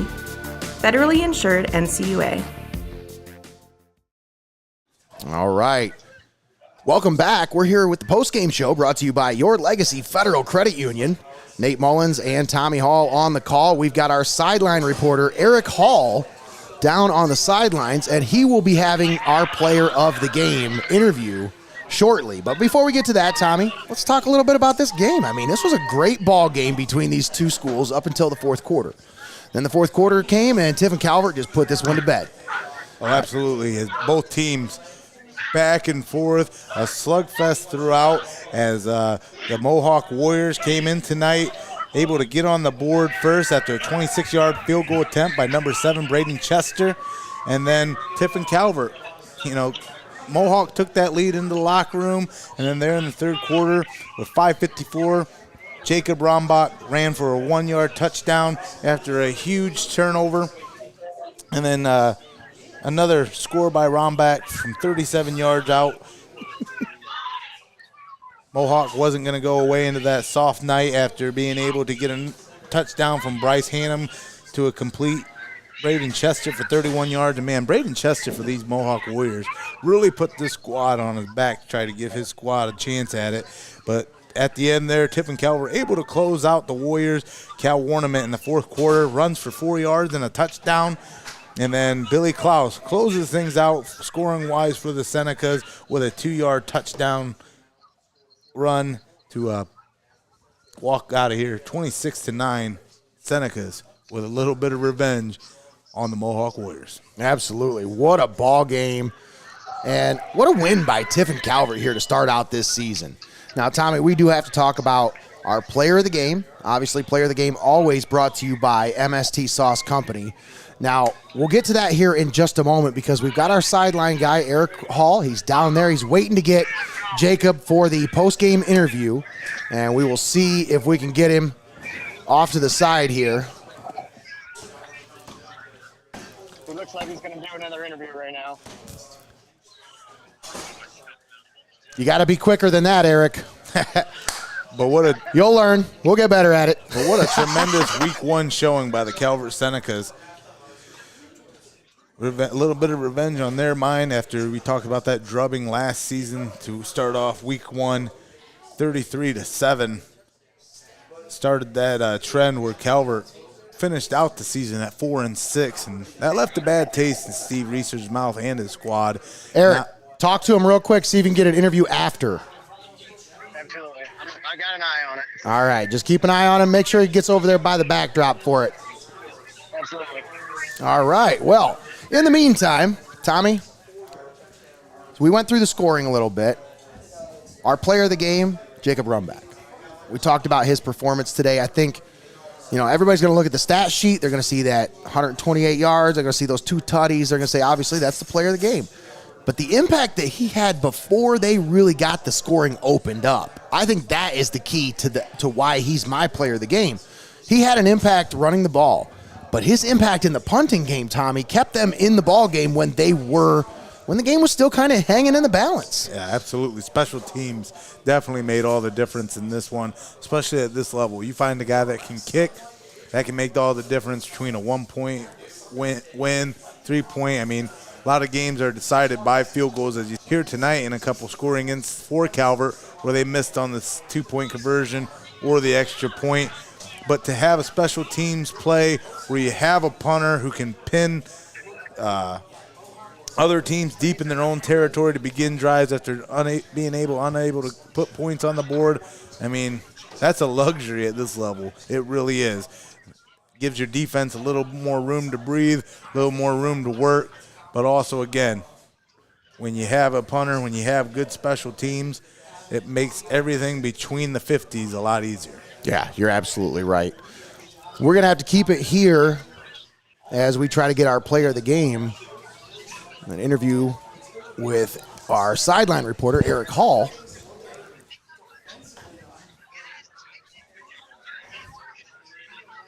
But once again, Tommy, I want to take a moment and thank all of our sponsors for bringing you tonight's broadcast here on Heart of Ohio Sports. Thanks to Rogers Flowers, TPC Food Service, Your Legacy Federal Credit Union, MST Sauce Company, Phillips Electric, Scarlet Mexican Restaurant, and First National Bank of Sycamore, as well as Steinmetz Signs and Graphic Inc., Benchwarmers Restaurant and Delivery, TJ Willie's Fine Foods, Fiesel's Frame and Collision, Embroidery and Crafts by Buja, Buckeye IT, Reno's Pizza and Pasta, Champs Barbershop, Linda Ritzler Accounting, and Sarah Risen Century 21 Bolte in Tiffin.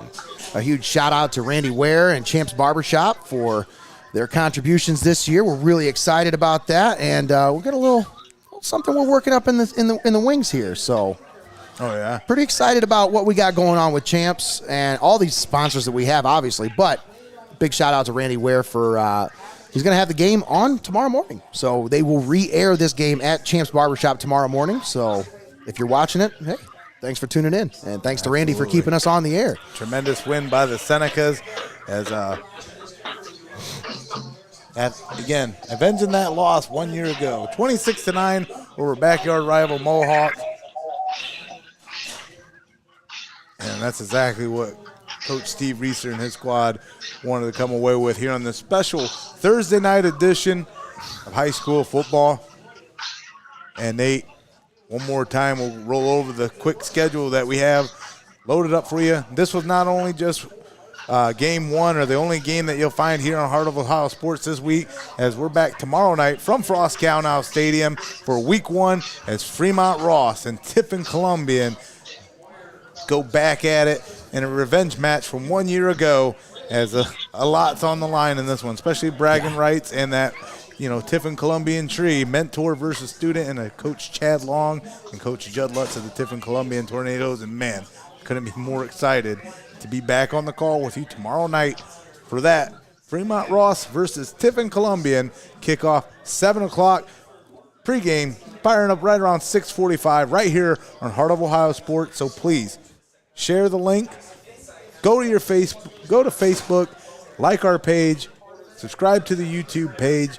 Again, this is how we keep these streams and games paywall free. And then in 2 weeks, again, Heidelberg football makes its debut right here on Heart of Ohio Sports. Every home game, we're going to have the tricolor for you. Over there.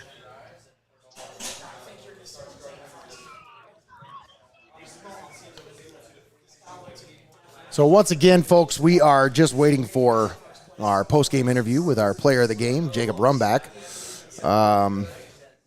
In the meantime, Tommy, I think we're going to take a step aside and just do a quick commercial break. I don't want you to go anywhere, folks, because this is an important interview. So please, make sure you stick around right here on Heart of Ohio Sports. We'll be right back after this. Small business owners need somebody that can open the door to financing. And at First National Bank of Sycamore, we love opening the door for financing opportunities.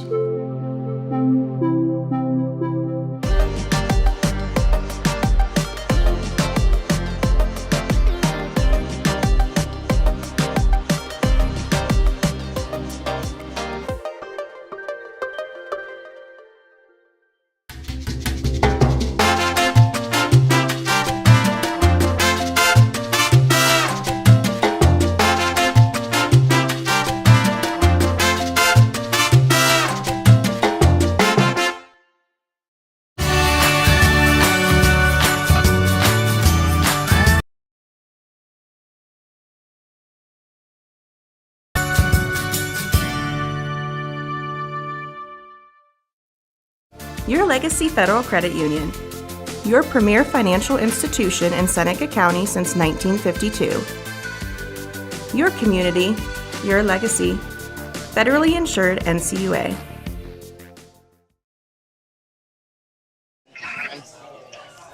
All right, and we are back. Let's talk about the player of the game, Tommy. As we've got, well, maybe if we can get it to work here.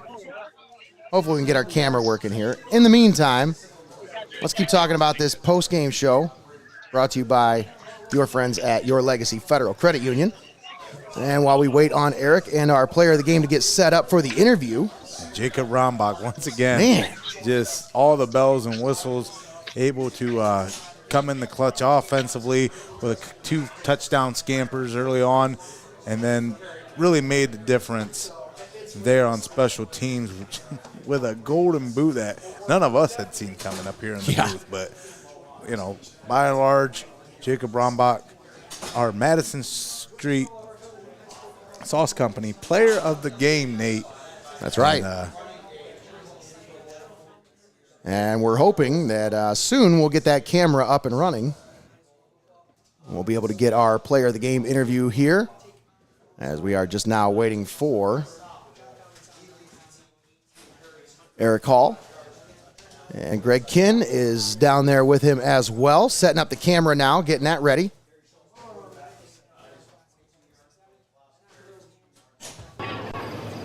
There we go. All right, we have Eric Hall down on the sideline with our player of the game, Jacob Rombach. Go ahead, some audio here. Yeah, I'm not sure what's going on here. We're losing the audio. Yep, we got the audio. There we go. Hey, let's go ahead. Go ahead, take it away, Eric. Are we good? Player of the game, good. Jacob Rombach, 128 yards and 2 touchdowns. But, man, the leg is what I want to talk about. That punting ability. Wow. Talk about that. Yeah, I'm over here with the MVP. Hope we got the chance going on over here. Jacob Rombach, He had 18 carries, 128 yards, if I remember correctly, 2 touchdowns. Game started out though. It seemed like a little bit of nervous energy there. It picked up after you guys scored that first touchdown.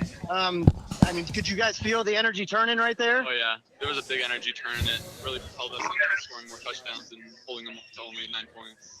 That's awesome, Just show man. the graphic. And I saw a couple hits. You lowered the boom a couple times. I was standing right down here for it. How's that feel when you get to lower that shoulder and run that guy over? Oh, it feels great. It just gives me a spur of adrenaline. Heck of an adrenaline rush, I'm sure. And Nate just also pointed out the runs were great, the booms were great, but you were also out there booming some punts. Oh yeah. It was pretty incredible, man. You were pinning them down inside the 3 there a couple times. Tell me about your punting abilities, man. I didn't know you had that in you. I've been practicing over the off season because we needed a punter. Obviously, Blake was our punter last year, and he graduated, so we need someone to step up. So Next man up. Oh, he does it all, you folks. Your MVP of the game for Harvard Sports Ohio here. We'll kick it back to you, Nate. All right, there we have it. Eric Hall. Thanks, man. With our player of Great the game. game, Jacob Rombach. Now back to the post-game show brought to you by Your Legacy Federal Credit Union. Now, Tommy had a little problem with the camera there. I think they think our camera goes farther than it does as far as the wireless capabilities. So they got a little further outside of our range than what we like them to, but that's all right. We got some good audio from that. I thought that was a great interview. And Jacob Rombach, player of the game. Tommy, this kid last year broke his collarbone right before the start of the season. Didn't get to play until I think week 8 was when we first time we saw him. Week 7, week 8, something like that. That kid, he's been chomping at the bit for this opportunity, and you can tell he put it all out there on display today. I think a lot of these Calvert Senecas have been chomping at the bit for 365 days to, give that chance to get better and to kind of live up to those expectations that, when you suit up for the Calvert Senecas, it's all about, pride, respect, and also that winning tradition that the Senecas are known for. Because just in our broadcasting career together, we've been on the call for almost 10 years, and I believe almost 7 of those seasons, Calvert had made the playoffs. Yep. In those occurrences, and it's an expectation here in Northwest Ohio, especially if you're a Tiffin school. So tremendous job by the Senecas tonight to really show out and avenge a loss against a very quality Mohawk Coach Eric Daniel coach team. And Mohawk, they never give it to you. Everything's earned, and the Senecas definitely earned the W here tonight at Frost Cow. Absolutely. All right, Tommy, that pretty much wrapped things up for us tonight. I want to thank all of our crew members here tonight who were here with us because, folks, we had to train some guys. We got to get some guys ready for next week because we're going to be in 2 different places at the same time next week. Yeah, it's madness, I know. So next week, we got to get some guys ready. So tonight, I want to give a huge shout-out. Zach Dillon, Connor Roush, my son Bailey Mullins, and also Eric Hall. His first time on the sidelines here tonight. I thought he did a great job, folks. And also, huge thank you to Greggy Kinn, obviously, producer extraordinaire. You see all these graphics, you see all this cool stuff that we're doing. We wouldn't be able to do it without Greg. I'm telling you that right now. None of what we're doing would be possible without the genius that is Greg Kinn. And Tommy Hall as well. Thank you for all of you, for everything you do for this brand, Tommy. I mean, you're a lot of the things that you do, I mean, you're living an hour away. So you're doing a lot of stuff behind the scenes, and it's thankless. But I just want to give you the time and the opportunity. I want to say thank you for everything that you do for this brand. So huge shout out to everybody involved. Again, as long as the checks keep clearing and these fans welcome me back each and every week and every year, we do it for you, the fans, and I can't thank you guys enough for supporting us on this venture and kind of, again, we're being the longest running broadcast team in the county. When we tried to do our own thing, this is what we dreamed of, being able to bring the presentation that we want, the quality and the format that we wanted to bring you, and what we think a sports presentation should be, because if you treat it big, it is big. And that's right. We got quality teams that help bring these games to you that, again, they're barn burners. They're great content. I love Northwest Ohio football. You could talk your Texas. You can talk about all that jazz you want, but Ohio has more Hall of Famers out of it. So, I mean, it's where football was invented. You ain't gonna get better you ain't gonna get better than Northwest Ohio football. That's right. Right here on Heart of Ohio Sports, we want to thank you for joining us, and we'll catch you down the road and catch you tomorrow night for Tiffin Columbian versus Fremont Ross right here, Frost Cow Stadium, live here on Heart of Ohio Sports. That's right, Tommy. Once again, thanks to Rogers Flowers, TPC Food Service, Your Legacy Federal Credit Union, MST Sauce Company, Phillips Electric, Xcarre Mexican Restaurant, and First National Bank of Sycamore, as well as Simon's Signs and Graphic Inc., Benchwarmers Restaurant and Delivery, TJ Willie's Fine Foods, Fiesel's Frame and Collision, Embroidery and Crafts by Buja, Buckeye IT, Reno's Pizza and Pasta, Champs Barbershop, Linda Ritzler Accounting, and Sarah Risen, Century 21 Bolte in Tiffin. Don't forget, folks, you can watch this back tomorrow morning on at Champs Barbershop. 7 o'clock in the morning, he'll be open, getting your haircuts in, get you in there, get you cleaned up. Tell Randy that the folks at Heart of Ohio Sports sent you in there to talk to him because you just want to watch the game. I mean, it is what it is. It's a great win here for Tiffin Calvert. 1-0 on the season. That's the way you want to start. If you're a high school football team, there's no better way to start the season than that first dub.